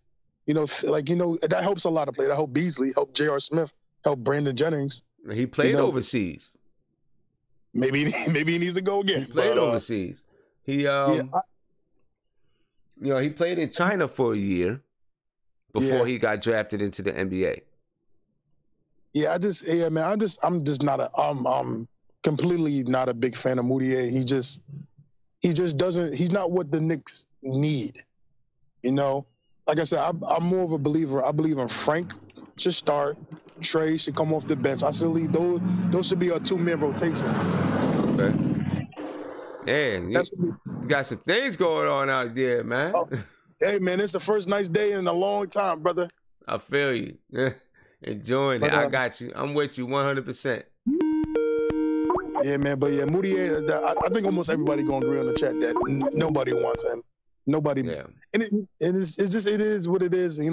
I think he should go on a different team, but we're gonna play. I know we're gonna have him for one more year, or maybe through mid-season. But that's what it is for me. Yeah. I'm not really big into him. Yeah. All right. Hey, Isaiah, appreciate the call, man. Hey, yes, sir, Sure, man. appreciate the call. And, I just want to tell you. I always want to tell you this real quick story. How I found out about your video things. So one day I was at work, man. I was really bored. I look up Knicks stuff after the games, and I pass on. I was like, yo, man, we got a dude who does Knick chats, man. And then I heard you. I was like, oh man, this dude know what he's talking about. You're not one of those like radical, crazy Knick fans. You like a realistic, cool dude. And I was like, yeah, I gotta hit that subscribe button. Appreciate that. Thank you. I appreciate that, man. You keep doing it. Hey, I'm telling you. Oh, come on, man. Yeah. But I'm telling you right now, though, man. You're gonna be something. This is gonna be big. I'm trying. Thank you. I appreciate it, man. Tell your pops I said what's up too. See, that's how you remember. Oh, that's what's up, brother. Yeah. All right, man. Hey, be good, man. God bless you, man. Appreciate you too, bro. Peace. Peace. Yeah, so Moutier. So what do we do with Moutier? I know a lot of people say dump Moutier. I'm kind of up in the air. I'm not sure. I don't think he's going to be dumped, though. Because, well, I mean, you really can't. I mean, when you look at Moutier, if we take a look at Moutier right now, if we take a look at Moutier, he makes $4.2 million next year. And then his qualifying offer is 5.7. So I don't think they're going to trade him. I think they're going to keep Moutier around for next year. And if they don't want him, then they'll let his contract. They won't give him a qualifying offer. Sorry, I scrolled down a little bit too much. Then they won't give him a qualifying offer and free up that $5.7 million in 2020. But Moutier didn't impress. He impressed the first game. Maybe he had one or two other games, but he didn't impress like I think some people thought maybe he could. I think that you have to find out what Moutier does. Unless there's some kind of trade in the draft. A lot of things can happen in that draft. A lot of things can happen. But I think you gotta, you see what happens halfway through next year. But the problem is this: at what point does Frank's development get hurt? If you got Moutier, you got Trey Burke, and you got Frank, you're gonna have Tim Hardaway at that shooting guard spot. That's a lot, that's a lot of congestion. You know what I mean? That's a whole lot of congestion in there. And Frank needs to be on the floor playing. My man, CP the artist, what's popping, man? Yeah. No half measures, man. No half measures. I hear you. No half measures. That's the slogan for this off season. Okay. So what's your deal? How you feel about Moutier? I think what you do is figure out how he's going to develop over the summer, and then maybe waive him like they did Sessions in the beginning of the year. Okay, is that a possibility? Yeah, I mean they could definitely waive him. You know what? I'm not sure how that works because he's on his rookie contract and he's due a qualifying offer. Right? What year? Next year? 2019, 2020. So he gets $4.7 million next year, and then in 2019-20, and then the summer of 2019, you can give him a qualifying offer. Now, I guess that does kind of make him kind of tradable because basically he could be an expiring contract. Right, so if somebody wants to try to free up $5 million, right? They could, work some kind of deal to get Moutier, knowing that in 2019 he's done. So I'm kind of thinking they might keep him around, not give him a qualifying offer, then that way they free up another $4.7 million in 2019. Makes sense. Yeah. But like as you addressed, there's like a whole lot of redundancy in the positions, which is like the management, they got to do a whole lot of maneuvering. Yeah. I know the next guy you had was Joakim Noah. Mm-hmm. I'm like I think this is why I believe management should do with Joakim.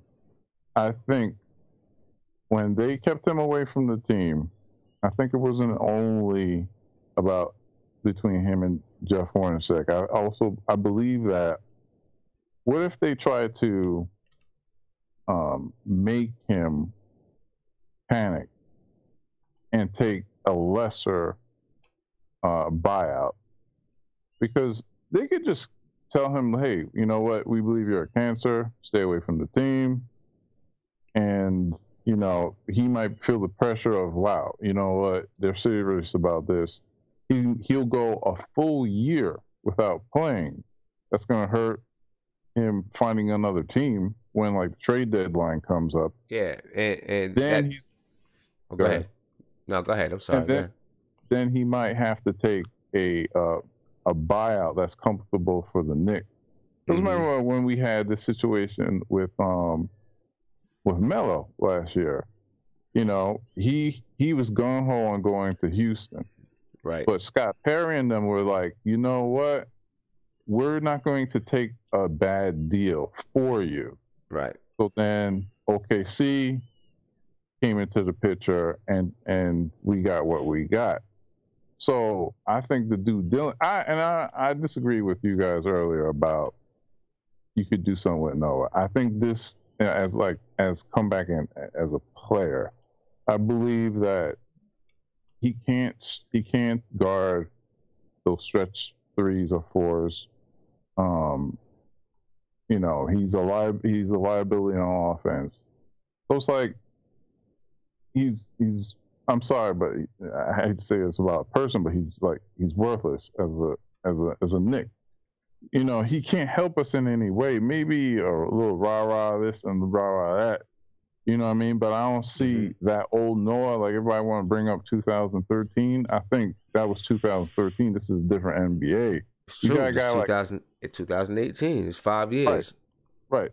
And yeah, you got cats like Cornette, who's coming into the league able to shoot threes. He's not guarding, fives all the way out there. You know what I'm saying? He's kind of accustomed to being close to the paint and so forth and so on. He has no post-up moves. He has no mid-range game. You know what I'm saying? So on the offense, it's just going to be a 4-on-5. So it's like I don't see him ever playing again for the Knicks. I mean, that's just my opinion. I'm open to being wrong, but I think that you try to weigh him out and force him to take an amount of buyout that they're comfortable with. Now my only thing, I hear what you're saying. I hear what you're saying, and actually that is a strategy, right? If you want to free up some money, and you don't want him on a squad anymore, that's definitely a strategy. Try to wait him out. My only concern is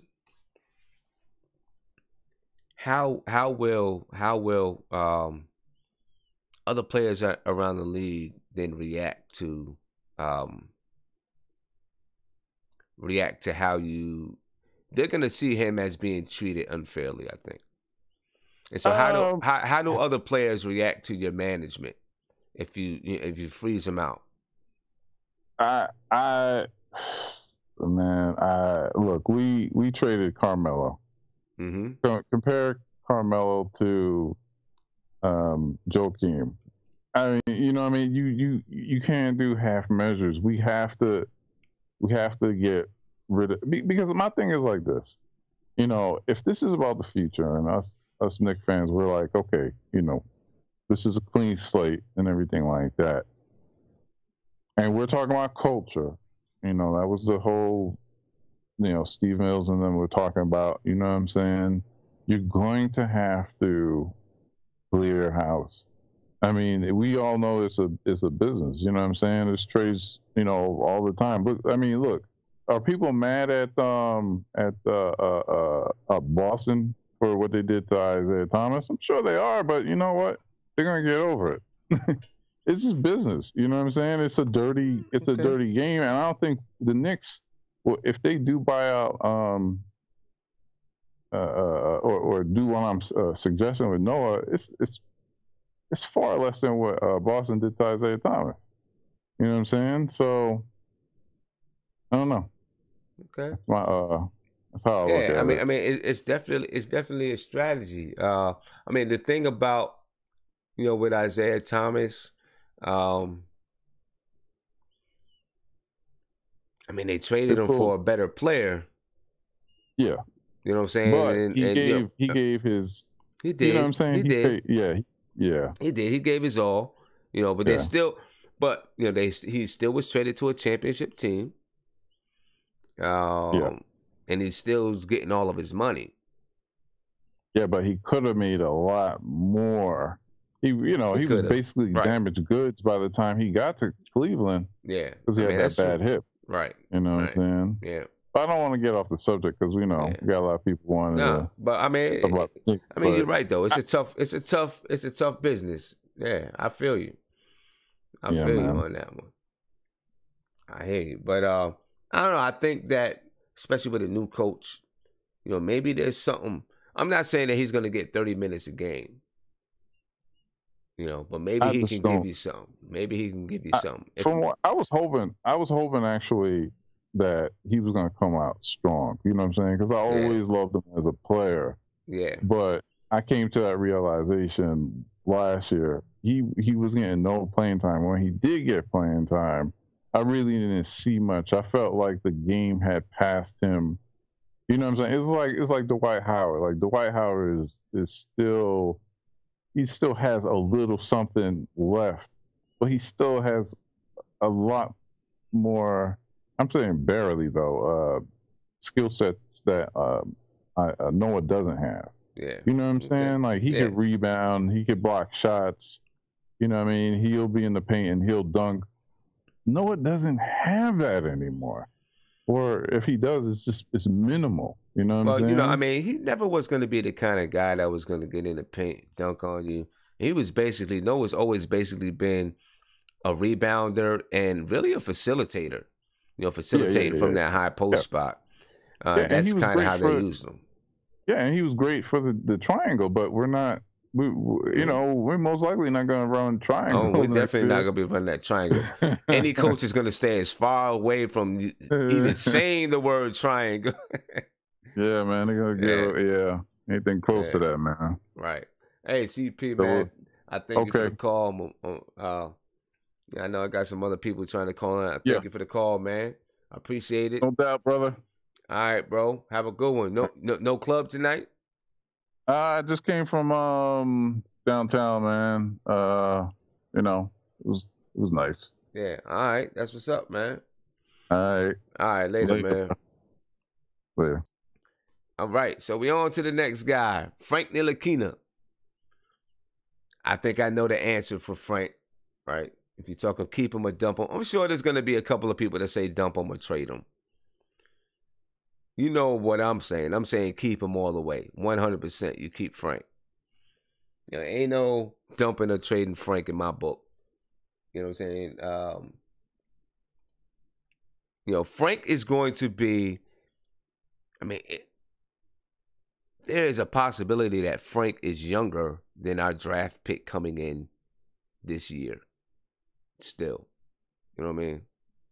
That Frank is younger than our draft pick coming in. There's a clear, definite possibility of that.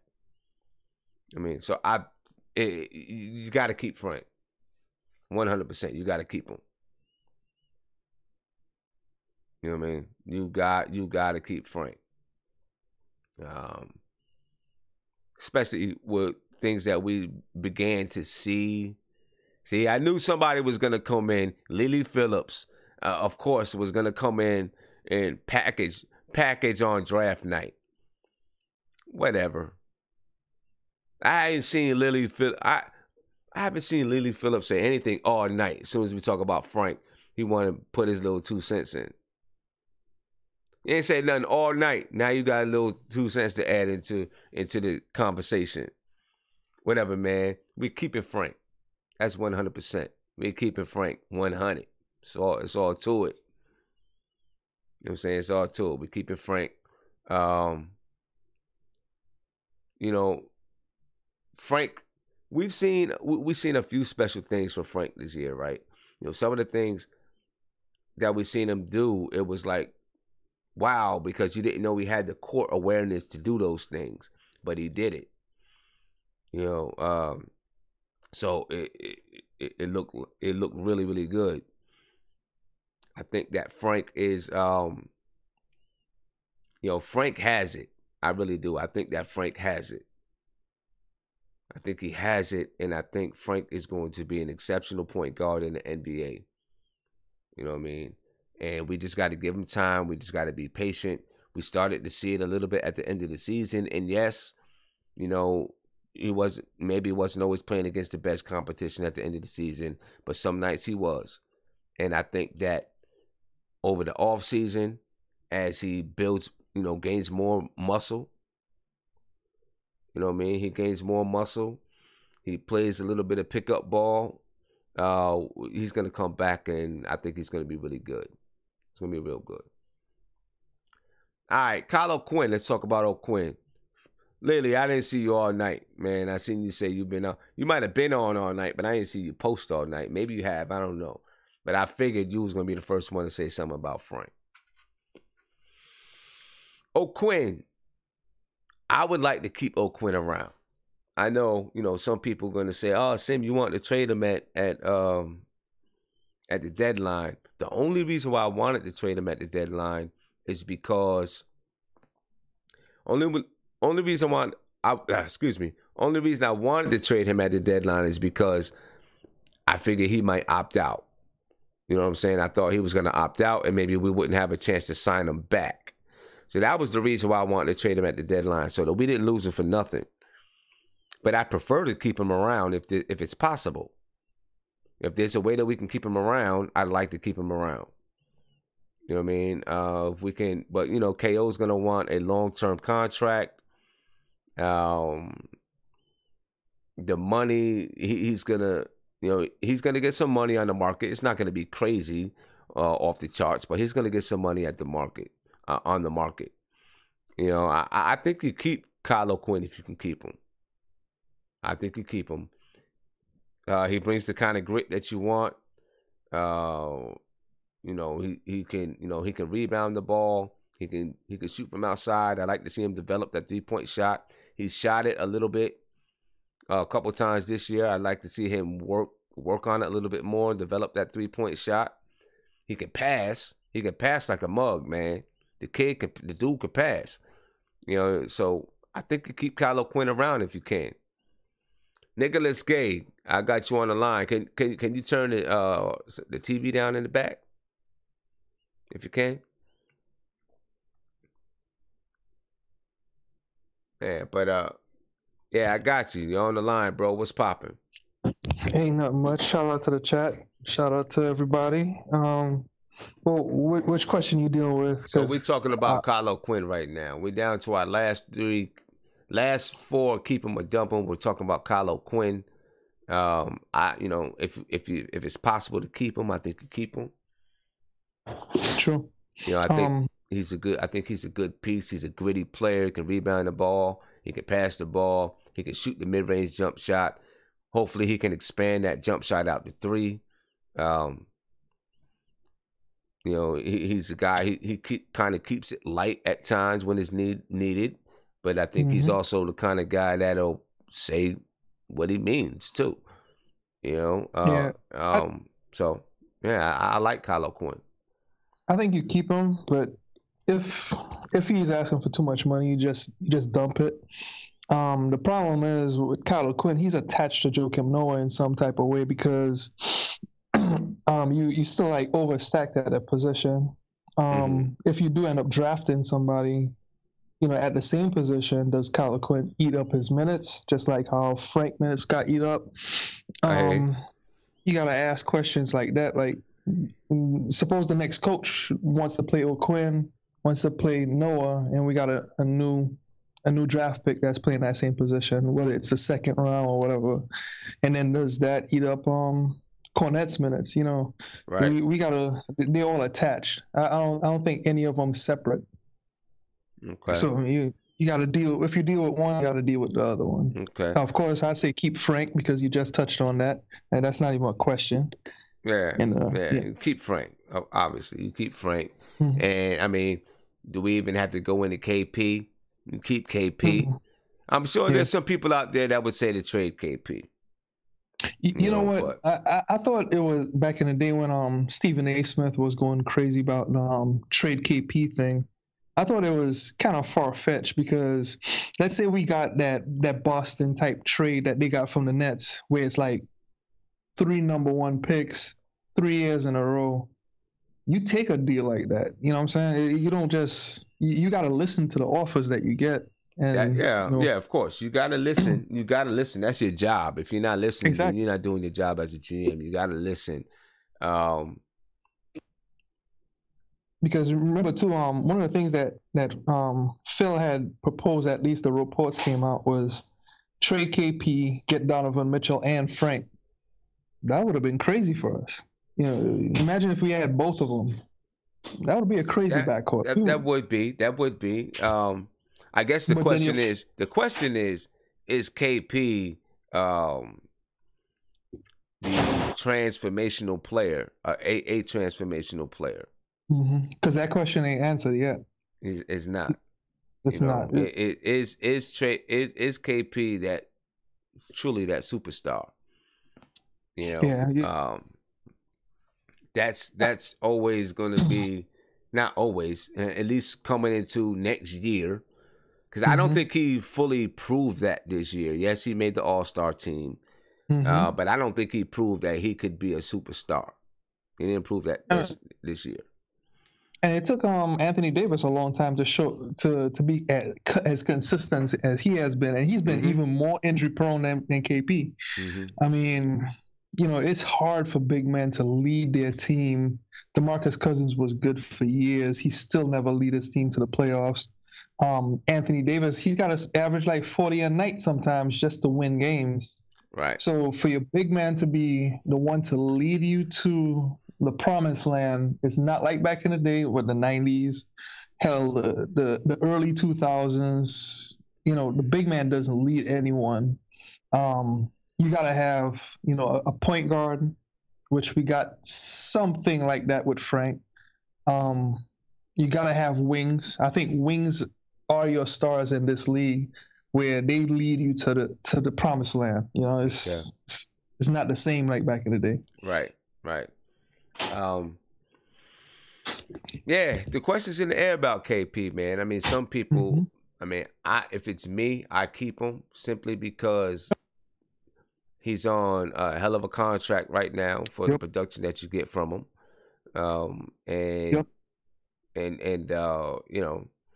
You have a chance to see if you can build, I'm not going to say he's a transformational player, but if he ends up playing the 5, it's not going to be 5s that can really deal with him. It's going to be tough. I definitely think you keep him, see how he comes back from his injury, and then make a see where we go from there. I don't know if you offer him an extension this summer yet, though. No, I don't think you offer him an extension. You just let him play out his contract. Of course, we could offer him the most money. I think my dream scenario for the Knicks, and I think there were hints of this with Phil Jackson. I think Giannis is the big free agent we should go after if we ever go after a big free agent. Because by 2020 or 2021, we would have gone through a big-time transformation when it comes to the roster. Because if you look at all our contracts, everything starts clearing up by 2019. Joakim Noah falls off by 2020. we'll have a ton of cap space. We'll have rookies that need to re-up. And all we have to do is focus on that legitimate wing or some legitimate point guards. You know, there's pieces to put around KP and a wing. Let's say we end up with that Mikal Bridges is the guy. And he ends up being a legitimate 3 for us, and KP's at the 5. You get Giannis at that 4/1 type position, like what Ben Simmons is doing. We'll be set, because Giannis is angry with what you call it. You know, we got to set ourselves up to play like that. I don't think going after Kawhi makes sense. I don't even think going after Kyrie makes sense because they both injury prone. Yeah. At least Giannis, from that standpoint, you know he's angry with his own management, and he's been healthy. Like it's one thing to go after.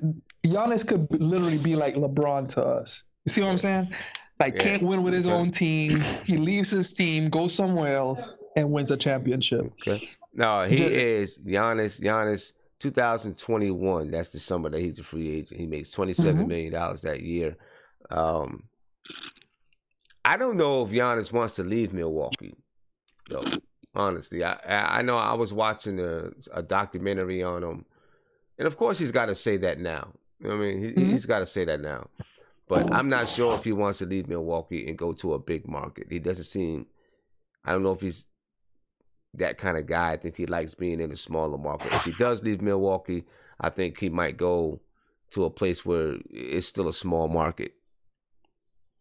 And they are the reason why I say Giannis and KP is because they still hoop in the summer with each other. Okay. They know each other personally. Like Giannis still posts his stuff on Thanasis, who used to play for the Knicks in the G League. Right. Like they all connected. They're friends. Yeah. So, you know, I'm just going with the theory, like he could be our LeBron in the sense of, you know, LeBron joined with his buddies and stuff like that. Okay.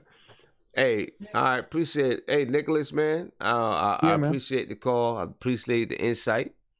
You know, I know we got some other people that's trying to call in, so appreciate the call, bro. Yeah, man, no problem. Peace. All right, definitely have a good one. All right. And big shout out to my man Marty Knicks for the super chat. He said he gave a shout out to CP the artist. Said no half measures. Shout out to Marty Knicks again. He said Quinn can go with all his moving screens and violations. And then shout out to Jeffrey. He said it's official. Fizdale is interviewing next week. I was gonna save that one. I was gonna save that one for when we talked about coaching candidates, but might as well go ahead and get it out there. I'm sure you guys seen it. Fizdale is interviewing next week. And I just seen Darcy Knicks just said Fizdale has an interview with the Knicks next week. Yeah, so that's good. That's good to hear. That's good signs. You know what I'm saying? That's definitely good signs. So we'll go ahead and finish this up. We just talked about KP. Lance Thomas. I already know what the consensus is going to be in the group. To dump Lance Thomas. I know that's going to be the consensus of the group, but I do not think that Lance Thomas is going to be dumped. You know, he makes $7 million next year. Let's see when his contract is up. Let's check that out. I think his contract is up in 2020. I'm not exactly sure. So let's see what's going on. What's up with Lance Thomas? But I know the consensus of the crew or the chat. The consensus is to dump Lance Thomas. But I do think that Lance Thomas brings you something. You know, I like his defensive energy. I like his leadership, his professionalism. You know, if you know, he's the kind of, you know, you need to have vets around. We all agree on that. And maybe he's one of the vets that you want to have around. You know what I mean? Because he can, you know, he's the kind of guy that can help teach your young guys something. So Lance makes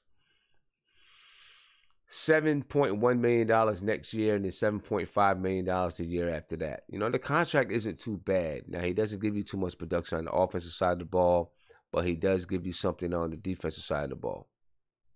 You know what I'm saying? And if you bring in someone like a Fizdale, they're going to like Lance Thomas. I think any coach that comes in is going to like Lance Thomas. You say Lance Thomas is non-guaranteed next year? I don't know. I think he's guaranteed. I think he's guaranteed all the way until, maybe so, could be, but I thought it was guaranteed all the way until 2019, 2020. But I don't think Lance is going to be dumped. You know, I think that Lance will be here.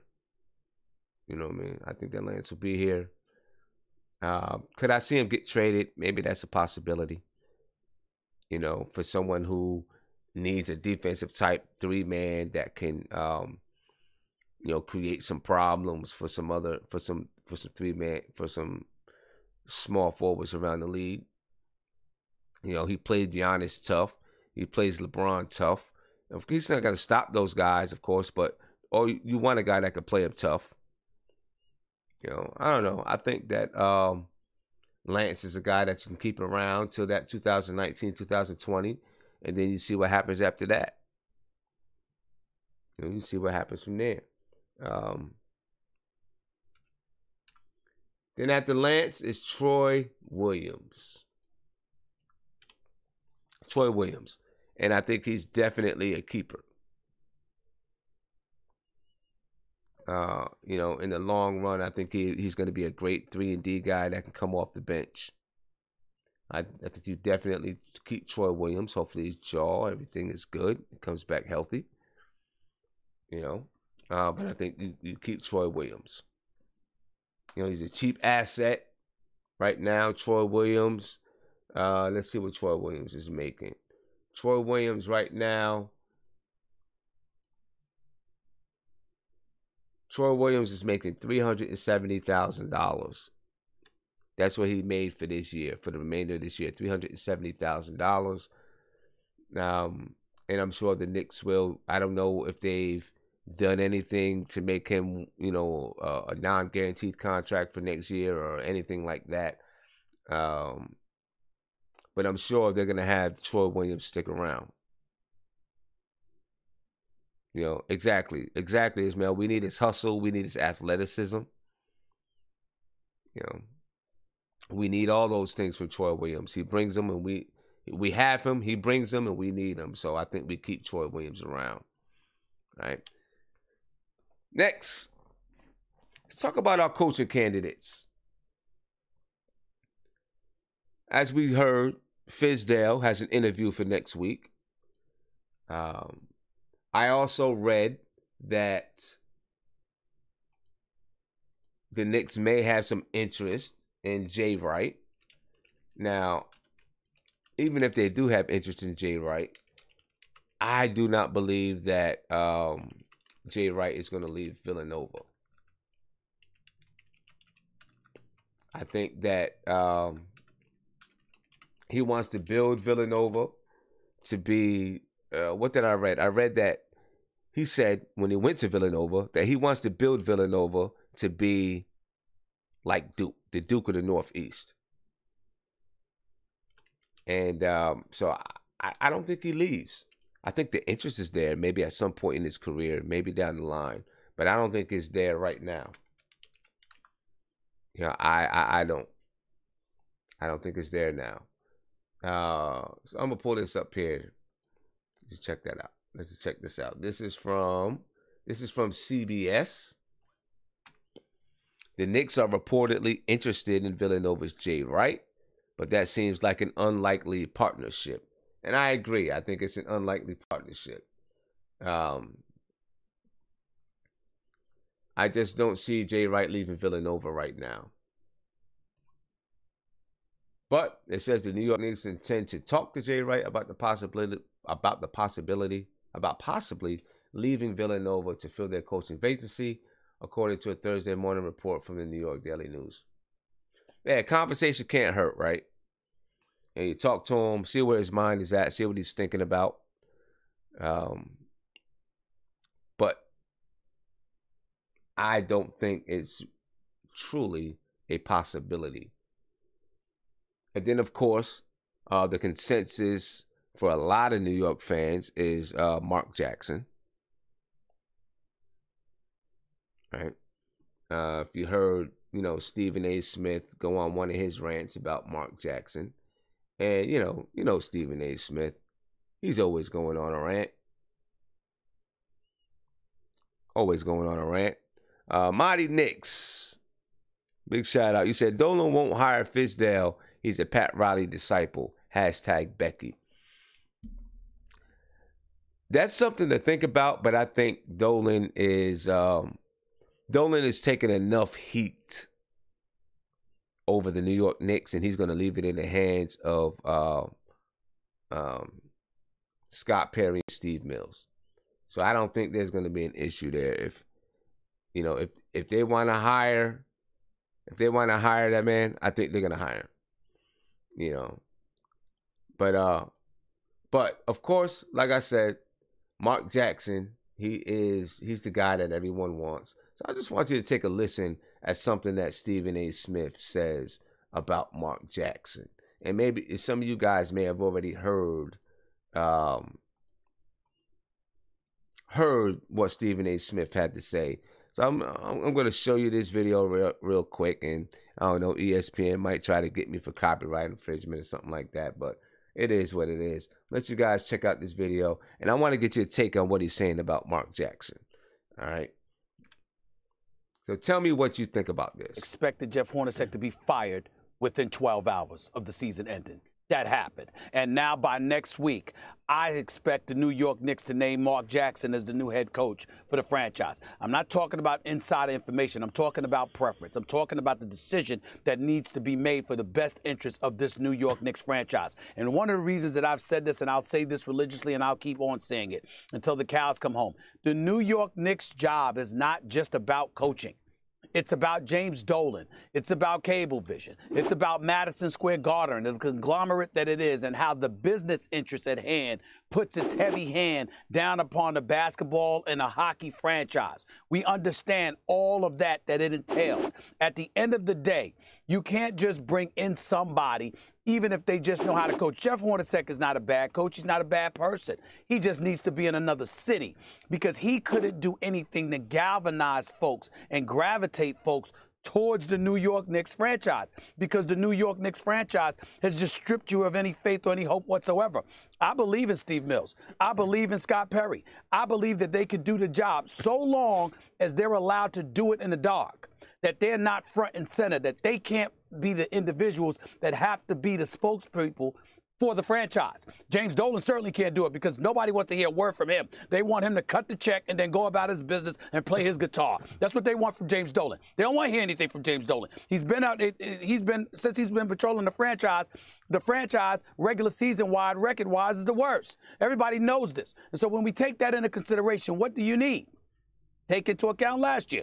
Phil Jackson, his last year, before he officially stole money from the franchise, he was unofficially stealing money from them by not doing a damn thing when he was president of the franchise. He would talk in September, then he would disappear until April, leaving Carmelo Anthony to shoulder the load of having to play and speak on the team's behalf on a night-in, night-out basis, which was an exercise in neglect and cruelty, the likes of which we don't see too often. So what do you have to do?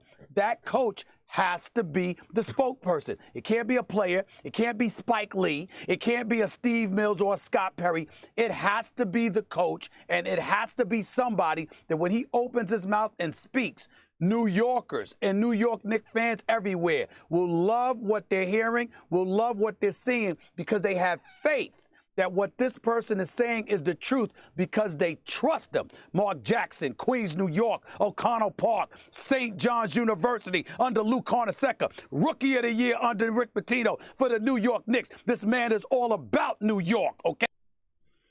All right. So, what do you guys think about it? Is he right? Is that what the Knicks need?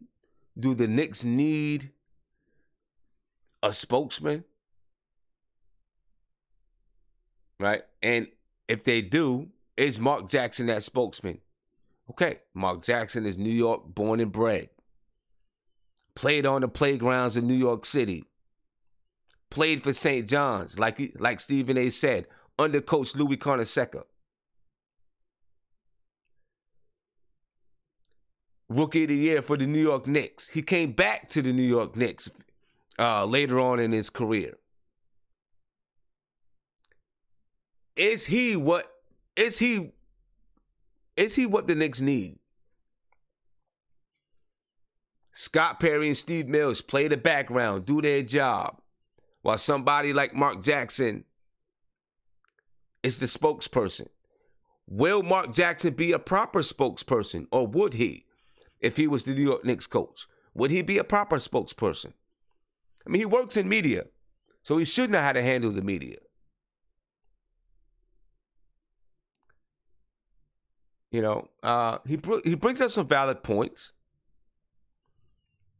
But is that all that the Knicks need, right? What about Bless Roberts? Exactly. What about the X's and O's? You know what? I agree. You do need to have a guy that can stand in, take the pressure of the media, speak for New York, speak for the Knicks. But you also need to have a guy that knows the X's and O's. You know, you can have a guy that speaks for the Knicks all day long. You can have a spokesperson all day long. But if the team isn't doing what the team needs to do, it's not going to matter. And I'm not saying that Mark Jackson isn't that guy that can do it. I tend to think that Mark Jackson can develop the team.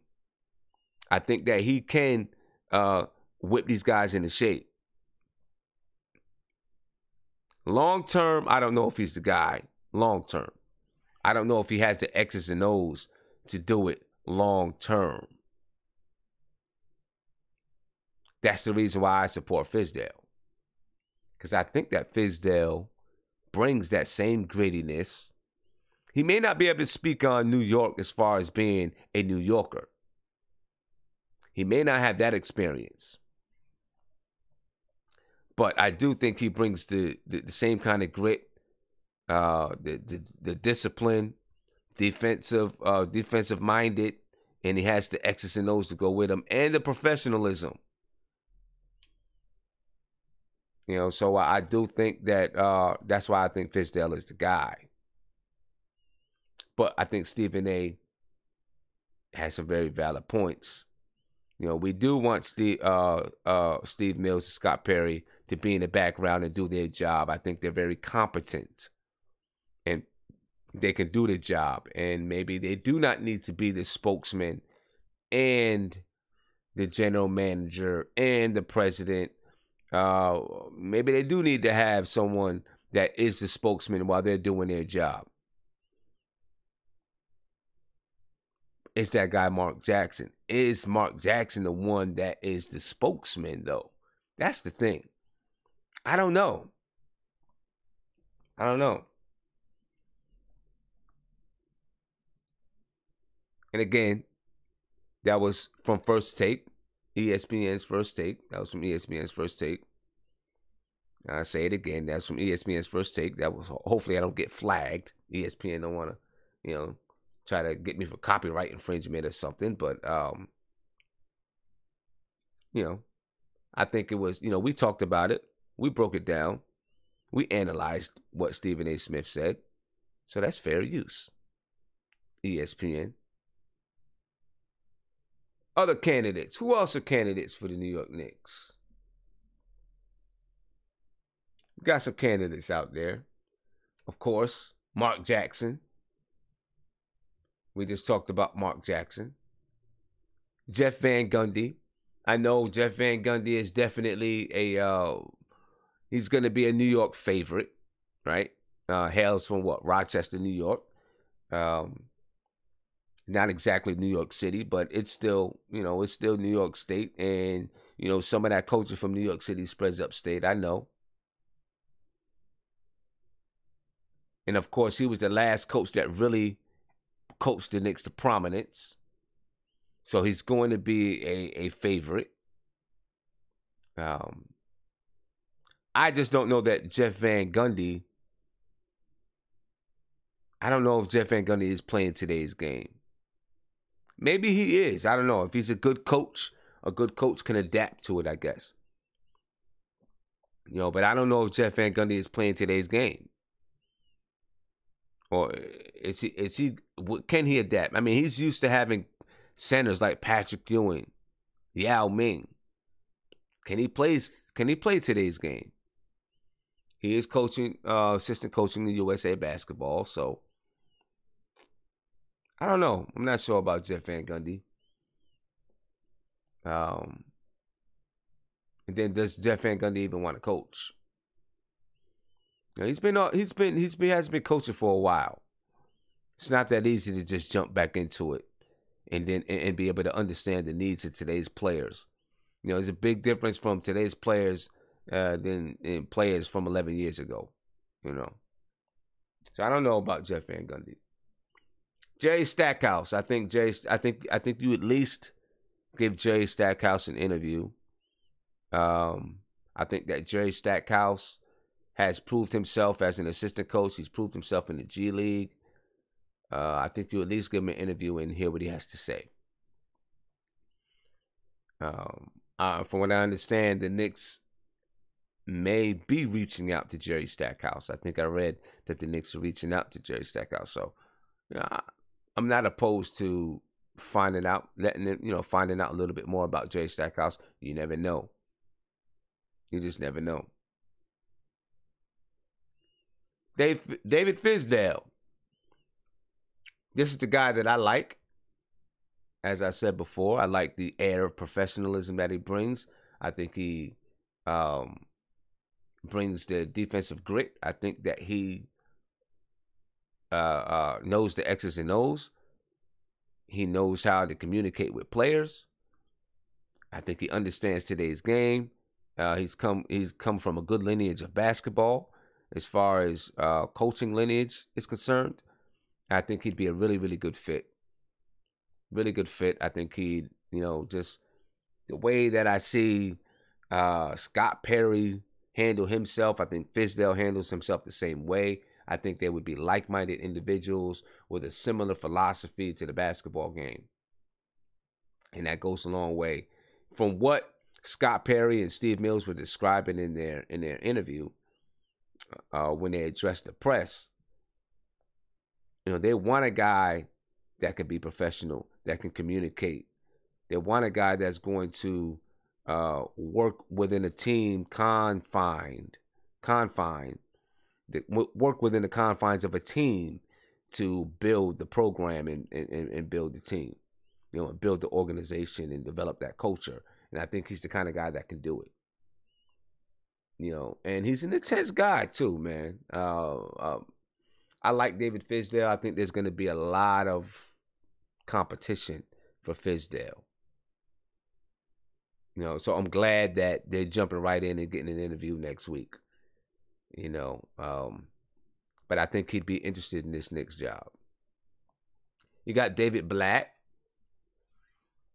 I think David Blatt, because he coached European, coached in Europe, coached overseas. I think he'd know how to work with Frank, and I think he'd know how to work with KP.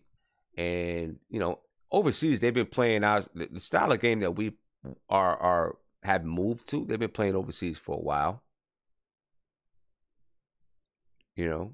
I think he knows how to coach and teach that style of play.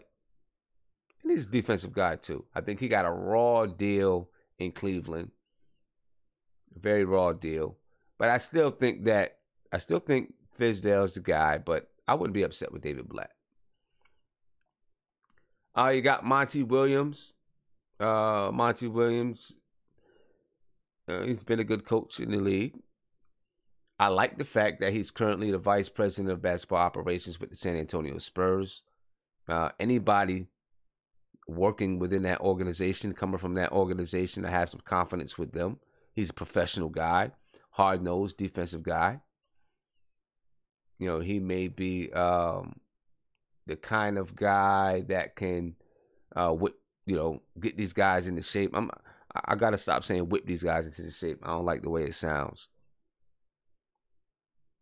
All right, he's the kind of coach that can get these guys in shape and get them together. David Vanterpool. I'm not even sure who this guy is. It says Vanterpool, 45, is well respected around the NBA for his work with the Portland Trail Blazers.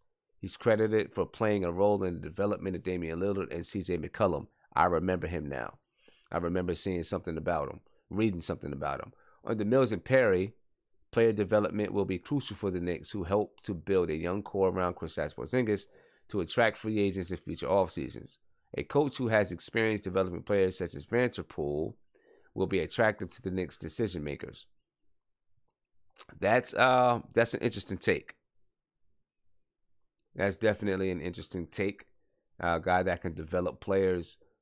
But then the questions are, you could developing players and knowing the X's and O's are two different things. Does he know the X's and O's?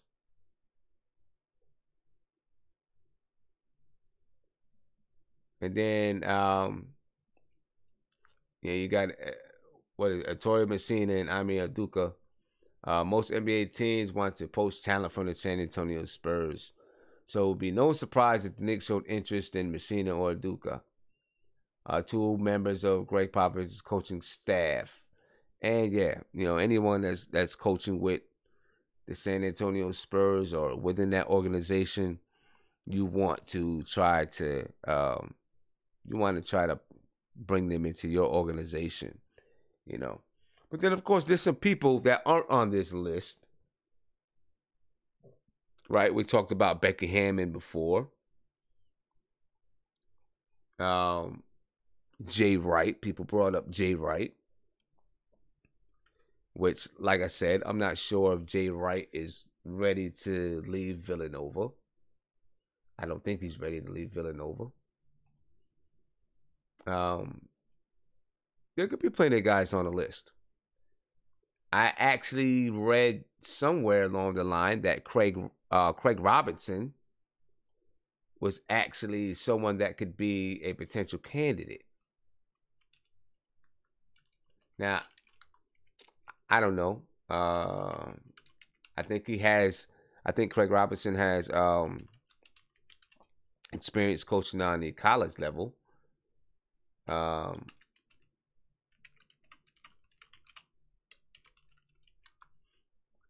I don't know if he's going to be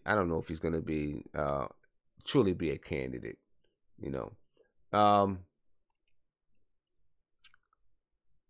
I wonder if they would consider Steve Clifford. He's had losing seasons. He's had talent in Charlotte with some losing seasons. I don't think Steve Clifford would be a good candidate. You know what I mean? I don't think he'd be a good candidate. But there's a lot of options out there. And I'm hoping that they take the time and find the right guy. Find the right guy. And so someone that's going to be around for a while. I think that's got to be the idea. To get someone that fits the philosophy that you want. Someone who is going to work within the group, develop players, and really build that overall culture. Someone who's going to be around for a while. So I think Fizdale is the guy to do it. Let's talk about Cantor and O'Quinn, because this is important. It's very important. So, and as Cantor says that he is considering opting out. Right? He's considering opting out so that he can get a longer term contract. I still don't believe him. I'm sorry. I don't believe him. I think that would be a mistake. You know what I mean? I think that'd be a mistake on Cantor's part, because if he opts out of his contract, and I believe O'Quinn's going to opt out of his contract, that opens up $22 million for the Knicks.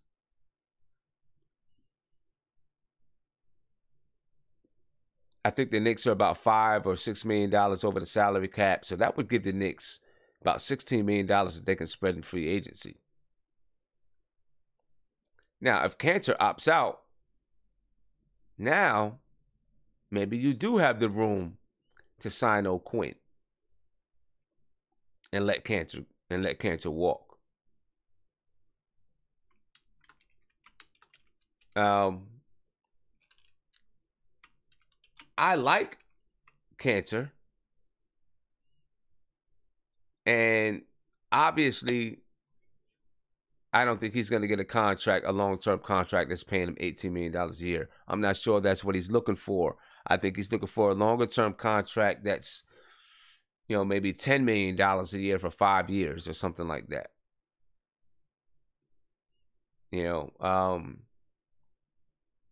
But if he opts out, he's giving the Knicks a lot of options. A lot of options.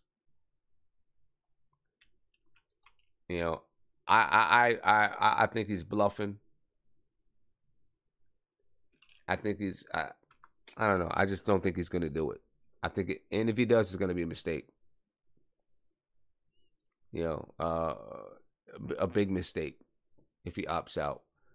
But the rumors and reports are that he's leaning towards opting out. I don't get it. I don't understand it. I don't know. But it'd be good for the Knicks if he does. It'd be good for the Knicks if he does. So this right here, this is from Regis' article. This is from the New York Post.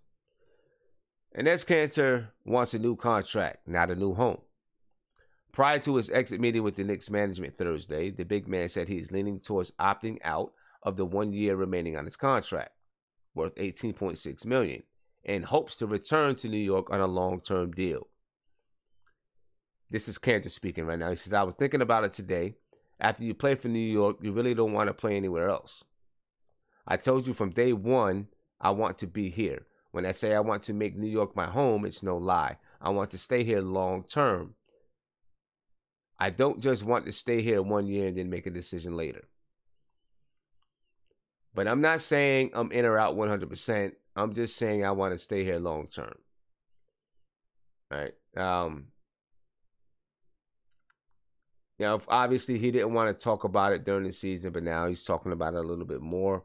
I don't know. I think it's going to be a mistake on Kanter's part if he does. But if Kanter opts out, that gives you that gives you the flexibility to sign O'Quinn. So maybe O'Quinn isn't going to be gone. And Scott Perry said in his interview that they want O'Quinn back. He was pretty clear with it. He said he wants O'Quinn back. He wasn't as clear about Michael Beasley because they were speaking in the same sentence, but he clearly said he wants O'Quinn back. All right.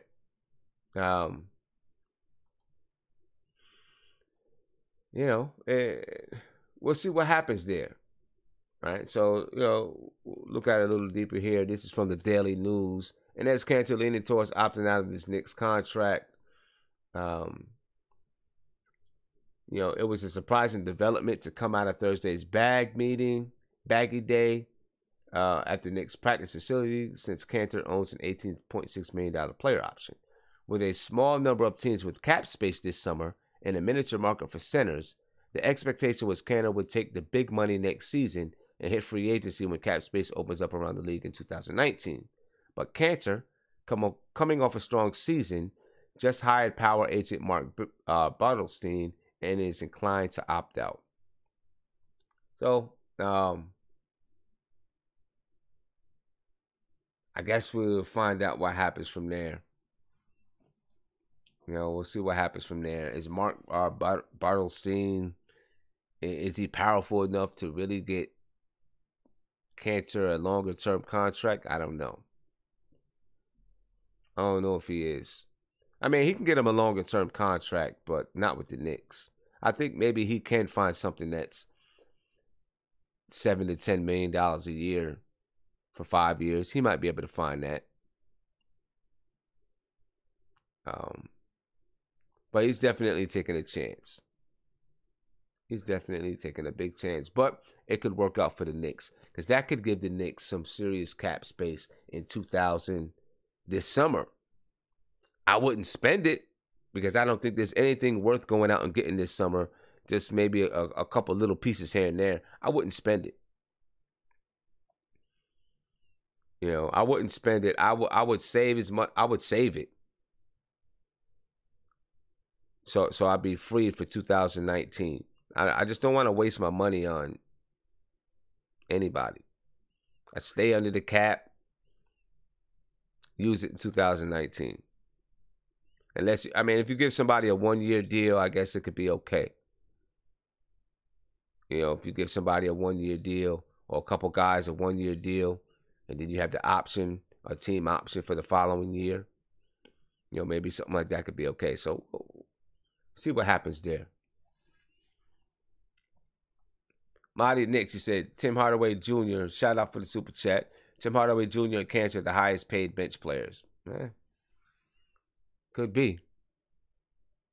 So let's talk about Perry and Mills. Because they said a lot of things. They said a lot of things in that interview that I wanted to hear. They really did. They talked about sustainability, being able to sustain, build something that is sustainable, that's going to last for the years, not just a quick fix. I definitely enjoyed hearing that. You know, they talked about building slow, collecting assets, and building slow. Not trying to take a shortcut. I mean, Steve Mills, who has been here, was clear. We've done it for years. This is what he says, right? He says for years. They went away from building slow and tried to take a shortcut and tried to win right now with a star, and it hasn't worked. We want to try something different. We want to try something new. We want to try to build organically. I like that. I like it. And hopefully it's not just wordplay. And as soon as something shiny comes along, they jump at it. You know, hopefully this is exactly what they mean. You know, exactly. Chat GM, they said everything that we've been talking about, they said it. I mean, they, like, to the T, it's like they were listening. It's like they were on the chat, really. It's like they were joining into the live stream and like, yep, taking notes. Because they said everything that I wanted to hear, that we wanted to hear. Everything. They said they wanted to build something sustainable. They want young guys that play hard, plays defense. You know, they want to build a culture. And they want it to be, they want it to last. You know, he said Dolan gave him the room to rebuild, to build. Yes, definitely. That goes, and that's a lot. You know, because you know, and he also said Dolan gave him the money to build that developmental team.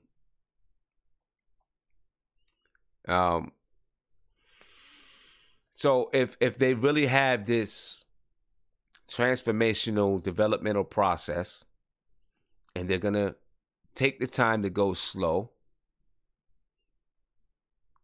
not going to take shortcuts, build something sustainable, it makes me trust these guys.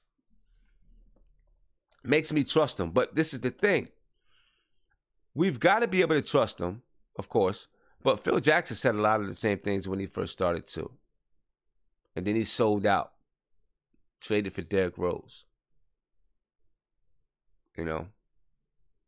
And gave up on the listen, there was a team that when we had Lopez, we had the other guard that's over in Chicago now, I can't think of his name. We had something going. I thought we were on the right path and building the correct way. And then we sold out when we traded for Derrick Rose, trying to go for the big name. To appease Melo, I guess. You know, maybe this will be different because we don't have the star to appease. We don't have to try to win right now. Although when KP comes back, I think KP is going to want to win because that injury will scare anyone. Yes, Jerry and Grant. Yep, Jerry and Grant. Holiday and Jerry and Grant. Well, they traded Jerry and Grant, and then they let Holiday go in free agency. Allen, yeah, that was a mediocre team. It was, but I still thought that they were on the right path of bringing in pieces. Lopez was a good piece. Jerry and Grant, was someone who could be a decent point guard, probably a backup point guard. I don't know. I thought that they had pieces, a couple of pieces. And then with the development of KP, they could have gotten better. I think Derrick Rose was just... You brought in Derrick Rose to run a triangle. I mean, come on. You had to know that Derrick Rose could not run a triangle. You had to. You had to know that. If you were watching basketball and paying attention, Derrick Rose wasn't running a triangle. No way. No way was it going to happen. So I think he blew that up and it was on the right track and he was sold out. To get Derrick Rose and try to appease Melo, I guess, or try to win now for Melo. And obviously it didn't work. It wasn't going to work. It wasn't going to work. So hopefully, I'm hoping that Scott Perry and Steve Mills don't jump at the first shiny thing that come across their path. And they stay with their direction, they stay with their philosophy, they continue to build slow and develop players. Hopefully that's what happens. So if they are listening, and I see someone say, not sure who it was, who said they're still listening to the chat. If they are listening, Scott Perry, Steve Mills, this is from New York Knicks fans. You said that you sat next to some New York Knicks fans at a baseball game, and they told you, build slow. Take your time. Develop players. All we want to see is guys get on the court and work hard and work towards something. And I'm here to tell you, listen, that is what we want. We're not worried about winning exactly right now. Let's take our time and build it the right way and make it sustainable. Scott Perry, Steve Mills, please don't sell out like Phil Jackson sold out. Stick with your guns and it'll work. If you're listening, please stick to your guns. From Knicks fans. We'll see. We'll see what they do. We'll see what happens and we'll see what they do. But hopefully they stick to it, because if so, I think we'll build something that's sustainable, just like they said, and we'll be on the right path. We'll be on a path to winning basketball once again. Any chance we bring Phil Jackson to coach? Not a chance. Not a chance. Phil Jackson is going to stay as far away from New York City as he can. He is not coming to New York City for a very long time. He's going to chill in Montana on his ranch, puff a couple of blunts, because that's what he's doing. Put his feet up and collect his checks from Madison Square Garden. He is not coming to New York. He's getting checks from New York. No reason for him to come to New York. No chance at all. But listen, guys, it's been 2.5 hours. Been a long show, but we had a lot to talk about. We had to get it all out. We had to talk about it.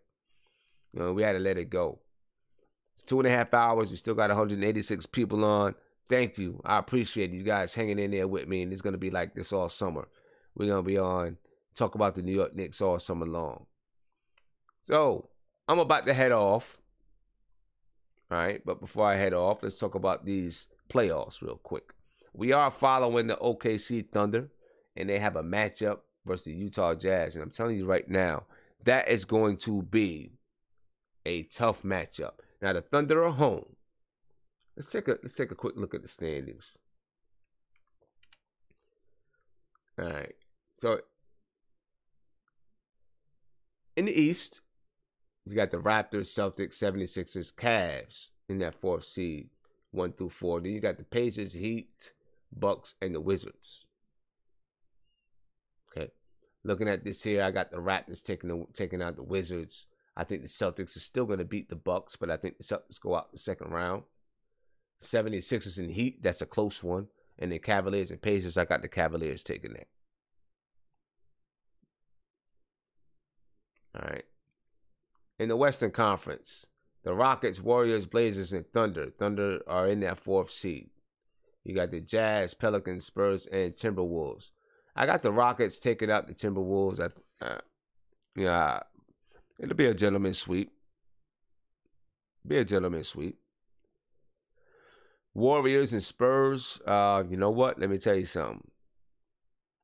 How long is Steph Curry out? I'm not sure how long Steph Curry is out, but that could be a matchup. You know, the Spurs are going through something right now.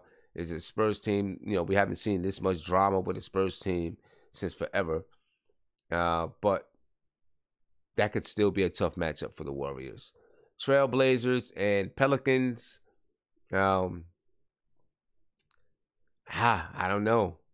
There's a lot of tough matchups in this in the Western Conference in this first round. A lot of tough matchups, you know, a lot of them. And then of course you got the Thunder and the Jazz, another tough matchup. Both teams 48 and 34. Listen, the Utah Jazz, man, the Utah Jazz. Most people thought it was going to be a rebuilding year for the Jazz. Not the case. Not with Donovan Mitchell and the way he came on this season as a rookie. Not the case at all. They're tough. They play defense. They probably could have had more than 48 wins. Gobert went out for a while during the season. They could have easily been in that third seed. You know, Utah is something to be reckoned with, and they're a very interesting team. And I love their new uniforms. The new uniforms are tough. They some super tough uniforms, man. So it's definitely going to be interesting. And let's see, OKC and Utah Jazz, they play Sunday at 6:30 p.m. So I'll be on about a half an hour after the game, and of course we will stay updated on the Knicks. We'll follow the playoffs. We'll talk about the Jazz and the Thunder. Because that's going to be one heck of a series. It's going to be a crazy series. And how much do you all think that Jeff Hornacek may go back to Utah as an assistant coach? I think that's possible, or a developmental guy. I think it's possible. He's got a lot of roots in Utah. I could see him going back. I could definitely see him going back to Utah.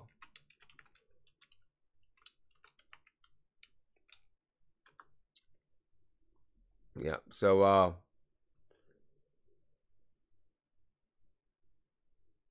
here's the bracket. Here,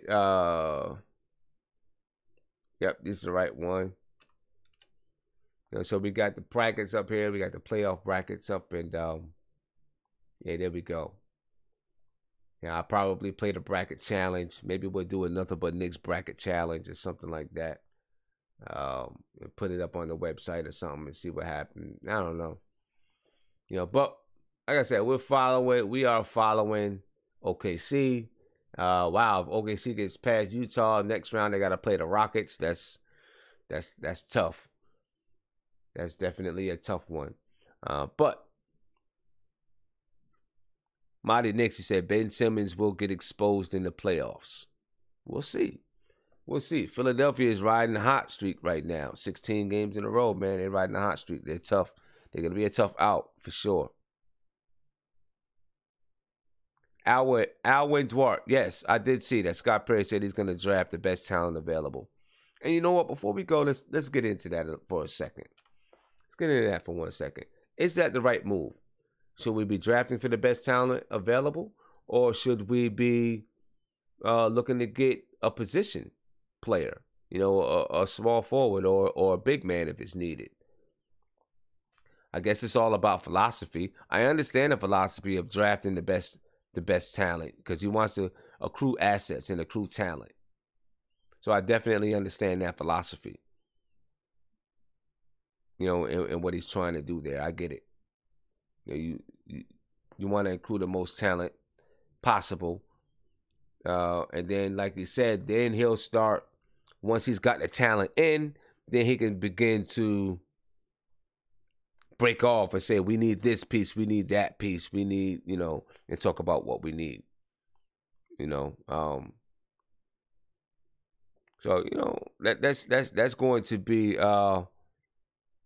it's interesting that he said that to me. But it shows you where his mindset is. They're really into this rebuild. They're not trying to win right now. I guess if you're trying to win right now, you add the piece that you think you need to win.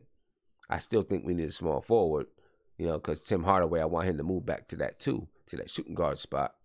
And that's what I would try to get, because possibly that's going to be the best talent available anyway. But, we'll see how that, we'll see.